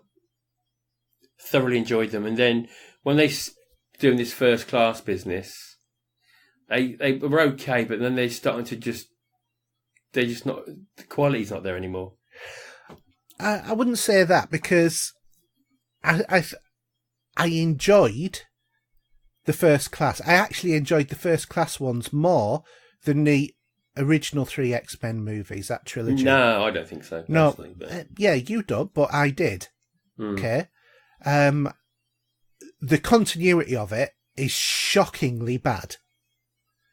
Nowadays, I don't know why Fox don't get this into their head when they produce these movies, but as moviegoers, we expect quality. And part of that quality, a very, very important part of that quality, is consistency between films in the same franchise. So if you establish something in one movie, you don't ignore it in the next. And that was the problem with the Wolverine movie and the other X-Men movies, because it ignored it. Because if you remember what happened at the end of the Wolverine, he'd had his claws lobbed off on, the second one, on one of his hands, because it was cut through by that, Japanese adamantium. Is it adamantium or whatever it was? Knight that chopped through his, it's vibranium is the other one. Adamantium, claws, he chopped through them. So Wolverine lost his claws on one of his hands, basically, apart from the little stubs. And then he was going through the airport when Magneto and Xavier basically said, "We need you," sort of thing. And then it went on to Days of Future Past, where, funnily enough, suddenly Wolverine's got his claws back. But there was no explanation. Now, I know Magneto, his power is about manipulating metal, so what the explanation was very easy, that Magneto stretched the metal in his body to give him new claws. Job done. That's all it needed, but it ignored it. And it's not the only time that they've ignored stuff, and this drives me crazy. And they did one thing in this movie which is well publicised, but I'm not going to say what it is. And it's sort of like, no. The other thing as well about this whole franchise is Mystique was Raven, and Mystique was on the Brotherhood side in the first films, but seems to always be on Xavier's side in these movies, or predominantly. So there's a lack of consistency in the movies and in the source material, to themselves, everything, and I think that this is what ruins the movies. As a standalone X-Men movie, but just happen to be played by the same characters as the previous ones, it's okay. It's not earth-shattering. The effects are fantastic. It's quite a decent story. It's not consistent with the other movies, though. And this is always going to be the problem with these movies. And I'm hoping, because the MCU's not perfect, don't get me wrong, but they've got 22 movies that they've tied up. And this is what needs to happen with the X-Men when they come into the fold. And I think with what happens in the Endgame, I think that they've opened the door to allow the X-Men to come in now. Especially with what's going to be established in Spider-Man Far From Home, from what I understand. But that's a different story. Oh, yeah, I mean... Anyway, so my advice basically is on this: if you're really a super fan of X-Men, go and see it. If you... What on earth is that? My phone went to live, sorry. God, don't It ask. sounded like you were unzipping something. I was saying it's not that exciting what I'm talking about. Oh, dear, my phone's supposed to be on silent. Why isn't it? Anyway, carry on. I don't know what's more alarming is the fact that it sounded like you were unzipping your flies, or the fact that your phone is set up to sound like you're unzipping your flies. Yeah, that's right. Yeah. Anyway, moving on. So yeah, otherwise, just it's worth a watch. I just wouldn't say it's worth a watch at the cinema. Be all right on on Netflix or whatever. So that's that. So shall we move on to our listener questions? John, what's happening to us?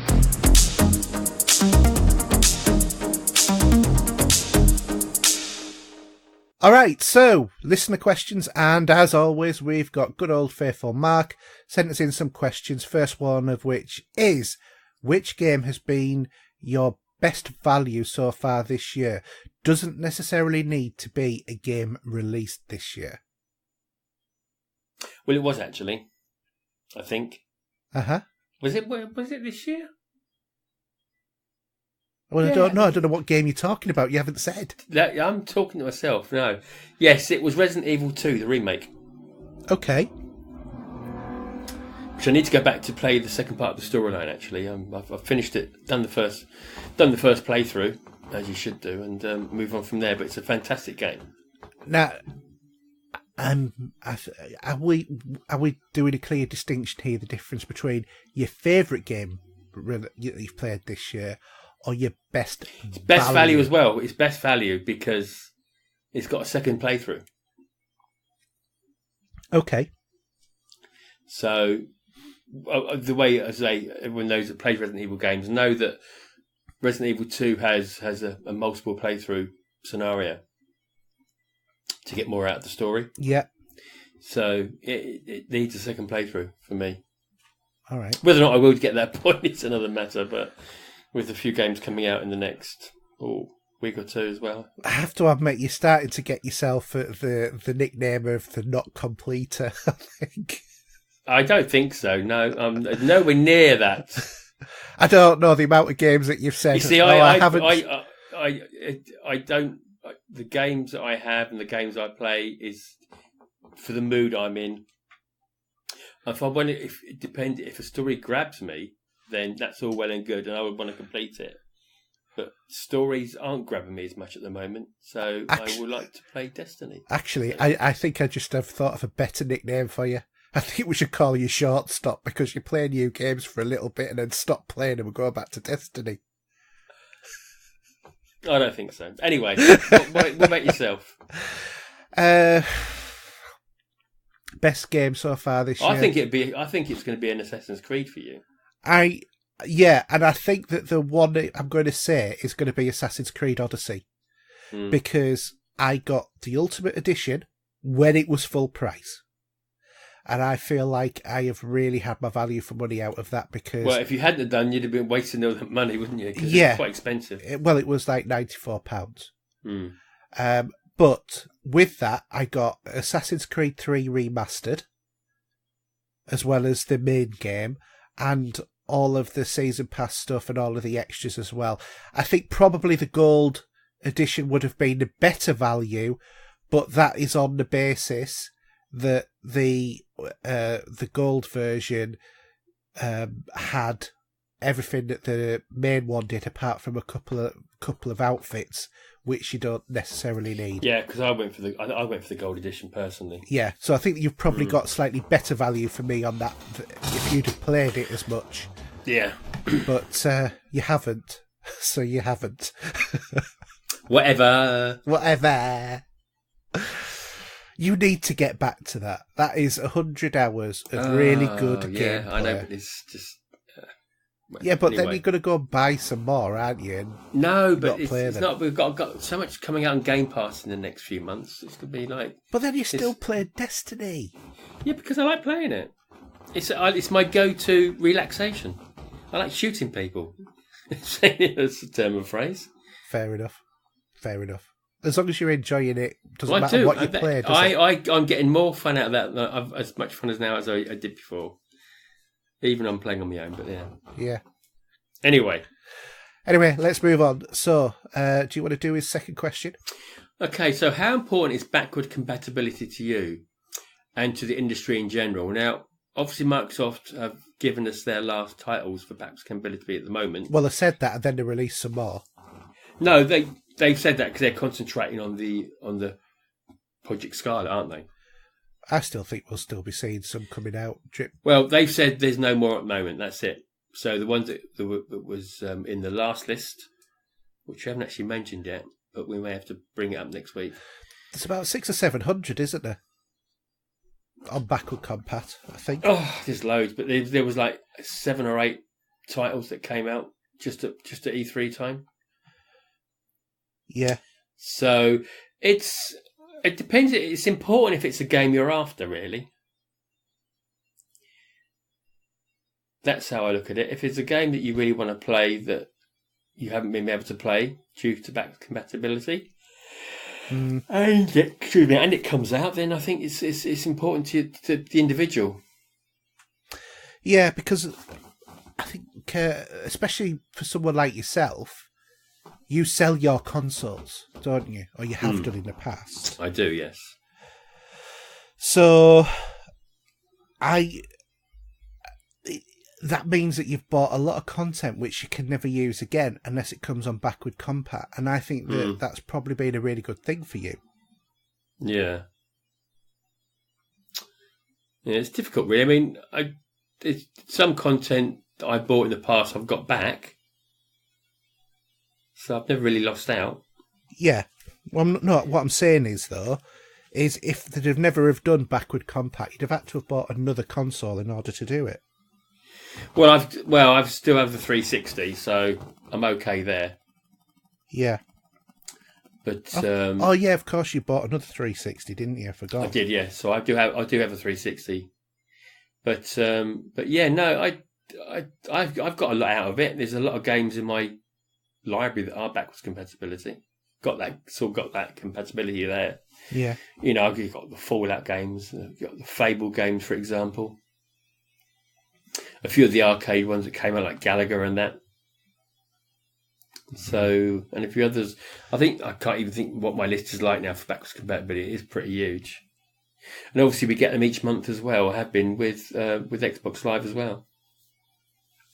Yeah, I mean, in terms of some of the ones that were released recently, there was, on the originals, Armed and Dangerous, Indiana Jones and the Emperor's Tomb, Sphinx and the Cursed Mummy, Splinter Cell, Pandora Tomorrow, Chaos Theory, Double Agent, and Unreal Championship,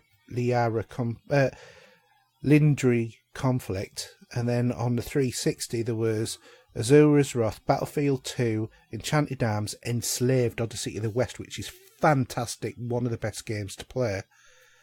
Far Cry Classic, Far Cry Instincts, Infinite Undiscovery, Peter Jackson's King Kong, the official game of the movie, which is terrible but very easy, 1000 gamer score. Prince of Persia, The Forgotten Sands, Skate, Star Ocean, Last Hope, Super Puzzle Fighter 2, Syndicate 2 Human, which is quite a good game. I think that was underrated. And Unreal Tournament 3. And then it's a lot of the rare ones, like Banjo-Kazooie ones, Camino, Perfect Dark, and Viva Pinata that have been Xbox enhanced. Yeah, and they brought out as back compat. Did they bring it as back compat as well with the Rare collection or not? No, the Rare collection's gone on to Game Pass. That's what it's done, yeah. And obviously, I got a lot of updates for some of that Rare collection I still have installed on my hard drive. So there's some chunky little sizes of. Yeah, well, that's because they've got X enhanced games on there. Yeah, now. I haven't got them all installed out of all those. About 20 games, remember, in that bundle. More than that, isn't it? Possibly, yeah. Anyway, I mean, for me, I think backward compatibility is important to the industry because we all move on, but sometimes it's nice to go back. And nowadays, we like to go. Well, I suppose they're all retro in one way now. More, I know retro is probably older, but they are as retro now as they are then. Yeah, so go on. No, I was just going to say that sometimes you do like to put a bit of Fallout 3 on, or maybe Fable. Yeah. Just go back to them every now and then. Or maybe visit a classic that you never played. Yeah, true. So I think it is important to everything. I think as well it also helps software houses because it means that they can continue to get revenue from games that they'd stop getting revenue from. Yeah. By putting it on a system, or if it goes on to Game Pass by getting however many grand they get for games going on there. So I think it's all positive, really. And I think now, with the way that Steam and PC has been for years, it's the one thing that we've missed out on as console owners is having that backward compatibility. And I'm so glad that Sony have recognised that now, because it's not the same streaming it. No. Not at all. No. Anyway, shall we move on to the Facebook questions? So, Paul Wilson is, which form of mental engagement leaves you feeling the most mentally refreshed? And does the time of day affect its benefit? Watching something, reading something, listening to something, or playing something? I think probably listening to something, actually. Well, you're big on listening to music, aren't you? Yeah. Particularly movie music. That's your specialist area. Yeah. I was listening to some James Horner this morning, actually, and just chilling out with a cup of coffee, Yeah. Just on my own in the room. Mrs. was doing something the other side, and it's just a form of relaxation to me. But also, it's funny because I actually, when I'm listening to movie scores, I have the film running in my head, so it's probably watching it as well in one way, but maybe not. Yeah, I think for me it depends very much. There are different things to do at different times.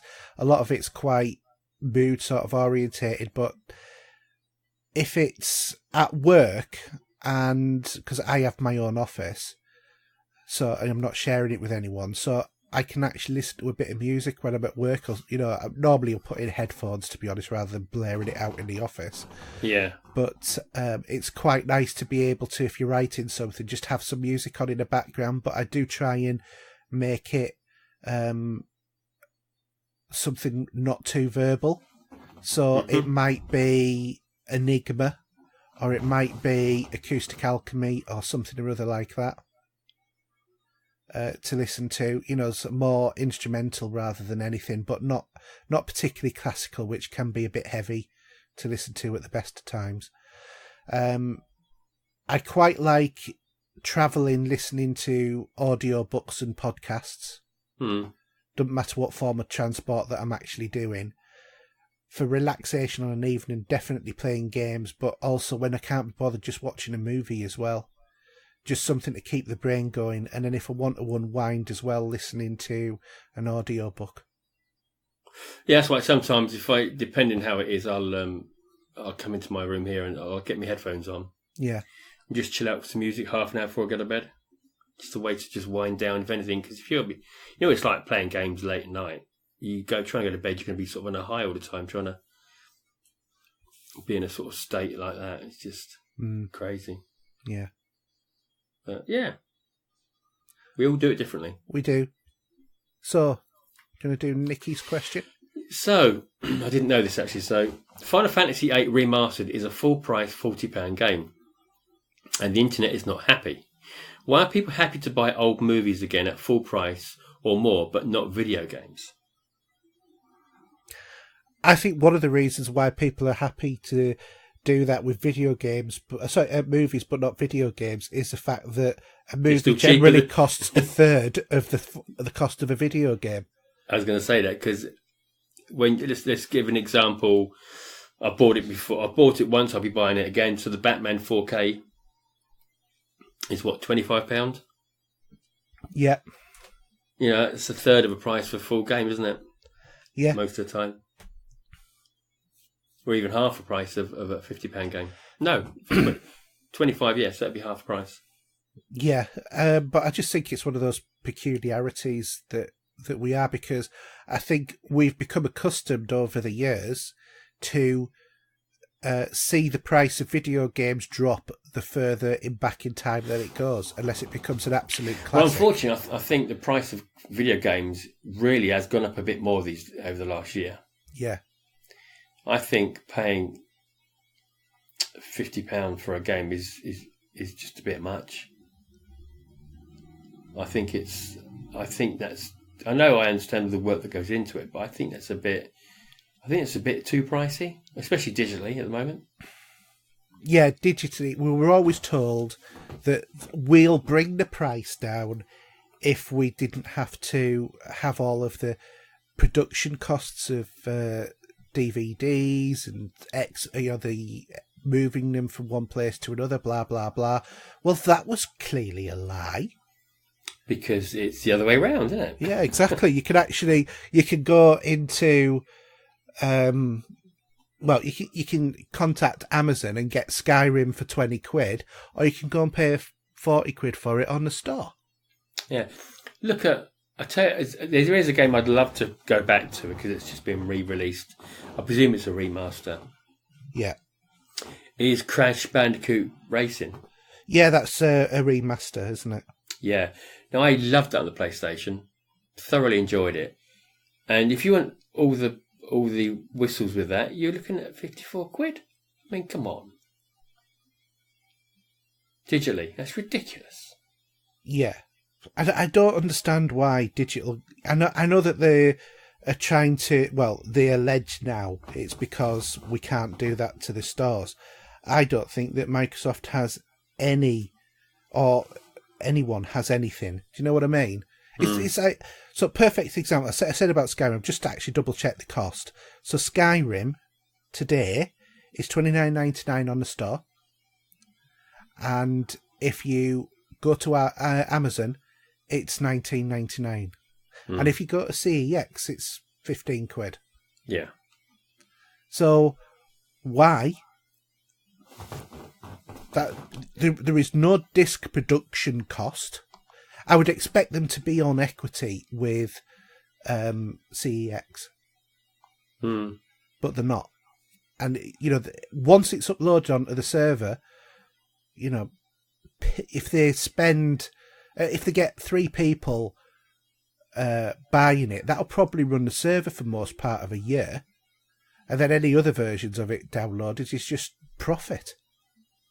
Because it's a game that has been rehashed and rehashed, isn't it? I've made the money out of it, let's put it that way.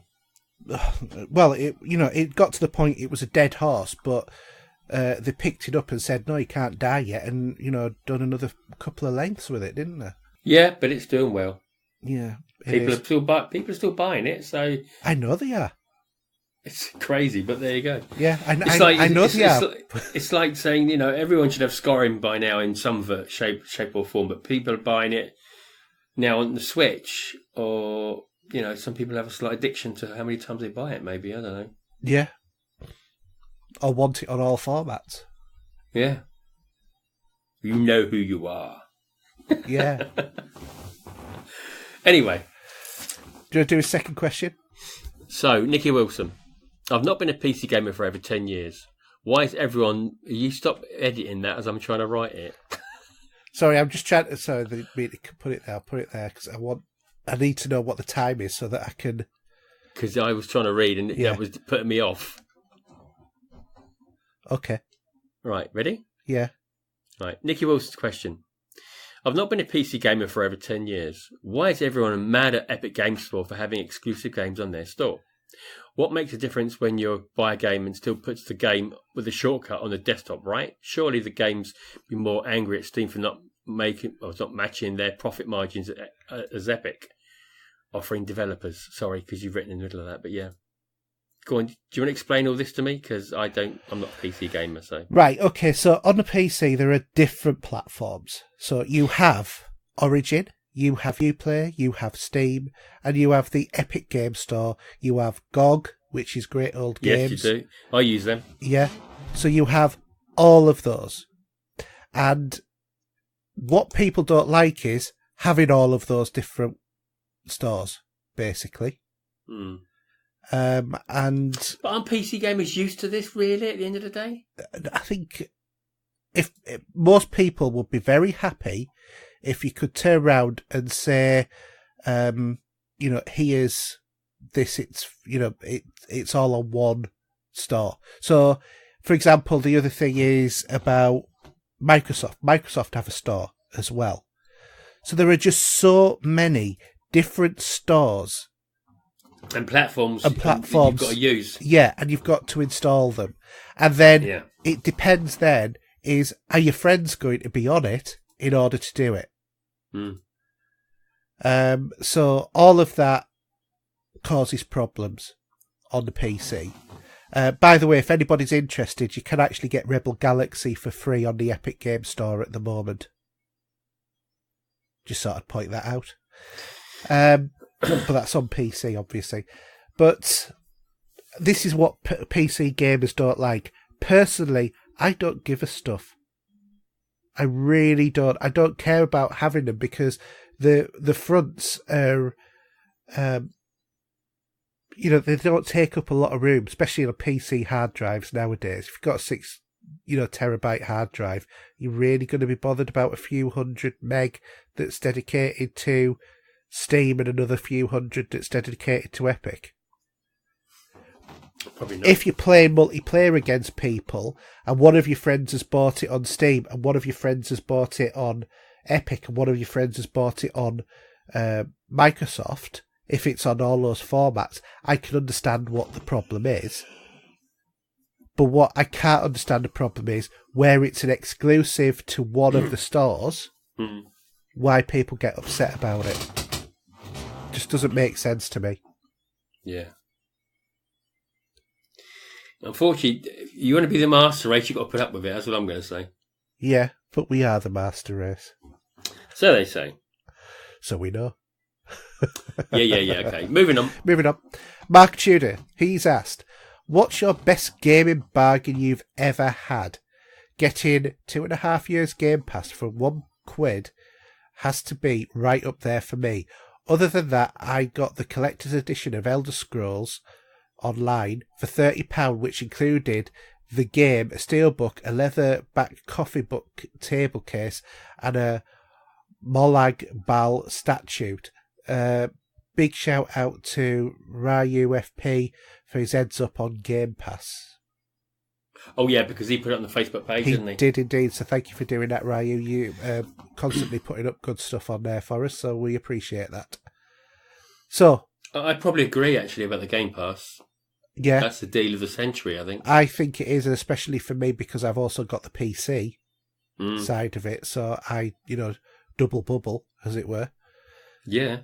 But yeah, I think that was good value. I think this links to a question that we were asked earlier on by Mark, is in the fact that I think actually Assassin's Creed Odyssey was good value with getting not only Assassin's Creed 3 but Liberation 3 as well. That was because you had the ultimate version if of it. You got that version of it, I think that was really good value. I also got the Molag Bal statue as well, Mark, for Elder Scrolls Online, so that was good value as well.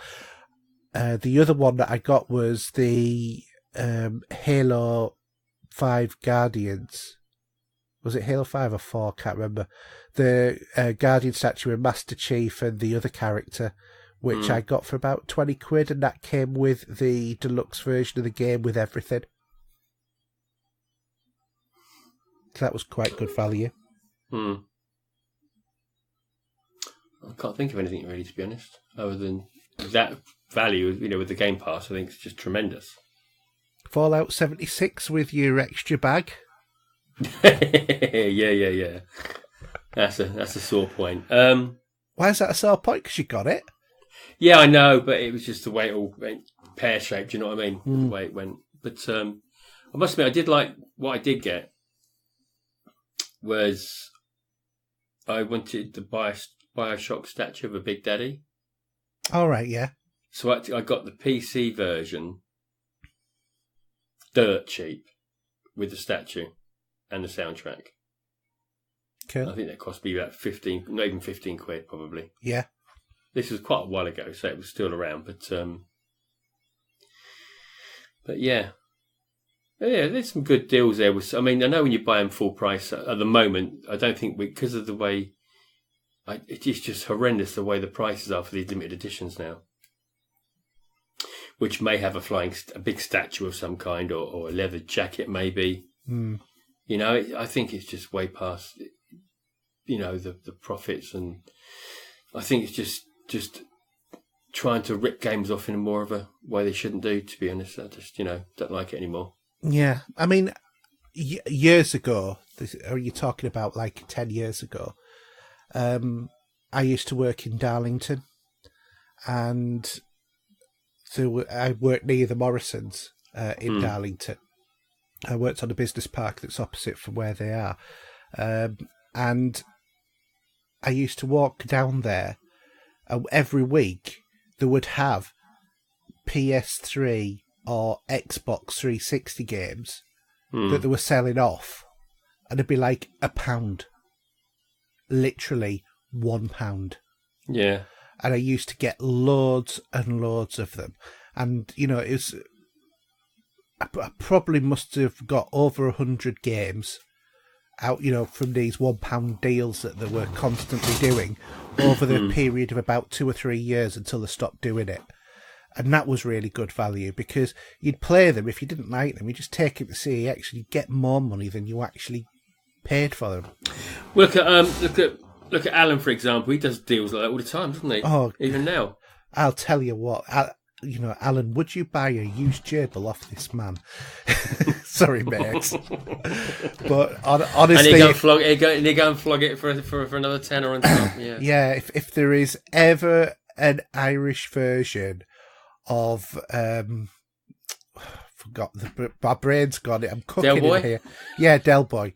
Yeah, you definitely the Irish version of Del Boy there, Alan, from some of the things that you've told us that you've done in the past. Yeah. He's pulled a blinder every now and then. Yeah, I know that. Yeah. Only Fools on Horses Island, starring head chef Alan. Hooky, yeah. Yeah. Okay, do you Scott's? Yeah, so Scott Kiss says, so what do you think? Is it too late to start a career? I'm a full-time dead-end job that overworked and underpaid, doing 60 hours just to keep the bills going in. And I think it's becoming a game developer. I'm thinking of becoming a game developer. Of course, that's out of the question. Sorry, say that again. I've been thinking of becoming a game developer course. I think you missed out. Of course, that's out of the question. Developer course, yeah. So if you think of doing a games developer course, out of the question. The cost and the mouse it feeds, aka my son and a half. Yeah. Okay. So I've been playing around with the Unity and getting the basics down in the games like moment, shooting and jumping, etc. to make a basic game. Sorry, I'm just not doing it right tonight. I just can't. So to make a basic game, my question is, if you were in my shoes, would you keep working and slowly develop a game and hope it makes some money for you to make a career, or drop all and go head first and try and get a job at developing games? Well, someone actually, where did I read where there was a young kid developed this game? I heard this recently, and you can make a fortune out of it. Mm. Now, if you've got the tools for the job and you can pull this off slowly, because we had the creators, didn't we? Didn't we have that creation page with Microsoft? Yeah. For doing this, and you used to see some little games that would be not up to AAA standard, obviously, but they were releasing them on the store, weren't they? Yeah, they were. So, why not go for it? If you think you can pull that off, it might take some time, but go for it. I would. Yeah, I mean, to be honest, it's not going to pay the wages. No, it's not. If I was you, Scott, and sorry, I don't know how old you are. You could be in your 40s like me, or like in your 90s like Steve. Yeah, it could be. Yeah, that's right. Or you could be in your 30s or even 20s. I don't know. But what I would say is you're never too old to learn.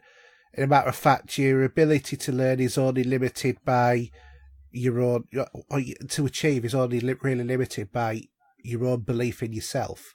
You will get, we'll get there, whatever it is that you want to do. Doing university courses costs an absolute fortune, but if you got a student grant to do it, then you only pay back money after you've hit a certain threshold, and that's only after you. And there's apprenticeships as well. Yeah. Sometimes. Yeah. But again, if you've got a family to look after, it's obviously a bit difficult. Yeah, it is. You've got to keep, you've got to keep the roof over the head of your family. But if it's something that you want to do, because there's nothing worse than being stuck in a dead end job with no prospects and no way of getting out. If you think you've found an out, you've got to make it happen. I mean, when I a few years back, I decided I've been doing training within the police for a few years, and I wanted to learn how to teach better. So I ended up doing what was known as a PETLS course, which is preparing to teach the lifelong learning sector. And then that propelled me on to going on to doing a postgraduate certificate in education to be, formally a teacher, effectively. And I did all of that while all of the other stuff was going on in my life. You have to make room for it. You have to prioritise your life. You have to be very, very disciplined. And you have to be. You might have to sacrifice something as well. Yeah, that might be. You might have to say, do you know what? I have 2 hours gaming a week, and I'm going to have 20 minutes. That might be all you're allowed to be able to do yourself. But what you've got to do is, if you find a subject that you really love and you can go for, it will develop yourself, and it will make you feel better about yourself. It will give you more confidence, and the more that you achieve, the more that will improve. I know that I'm sounding like I'm suddenly going on to a, self-help DVD or something now. But seriously, I found the whole thing of studying a PGCE, and I've already got a couple of postgrads, very entertaining. So, although I wasn't video gaming as much, I was doing that instead. And it is, but, now, I've taught the pedals course, which is what I started off with. I've taught loads of people how to teach now.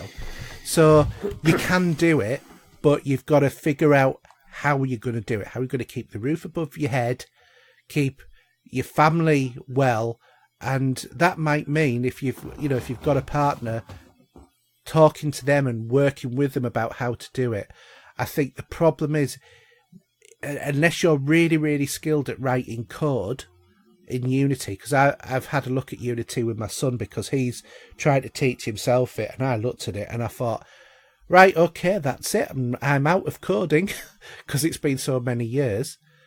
And unless you're really good at teaching yourself how to do stuff, I would suggest find a course if you can, or get yourself an apprenticeship if you're able to, or something like that, and learn it, because you're never too old to learn. Lecture over. Yes, mummy. So there you go. You've had your motivational speech for the week. Anyway, let's end it there, shall we? So, Steve, do you want to do your contacts? Yeah, so Xbox is Steve007, PSN ID, The Real Steve007, and Twitter is @Steve007. You can always hit me up on there. Best place to find me.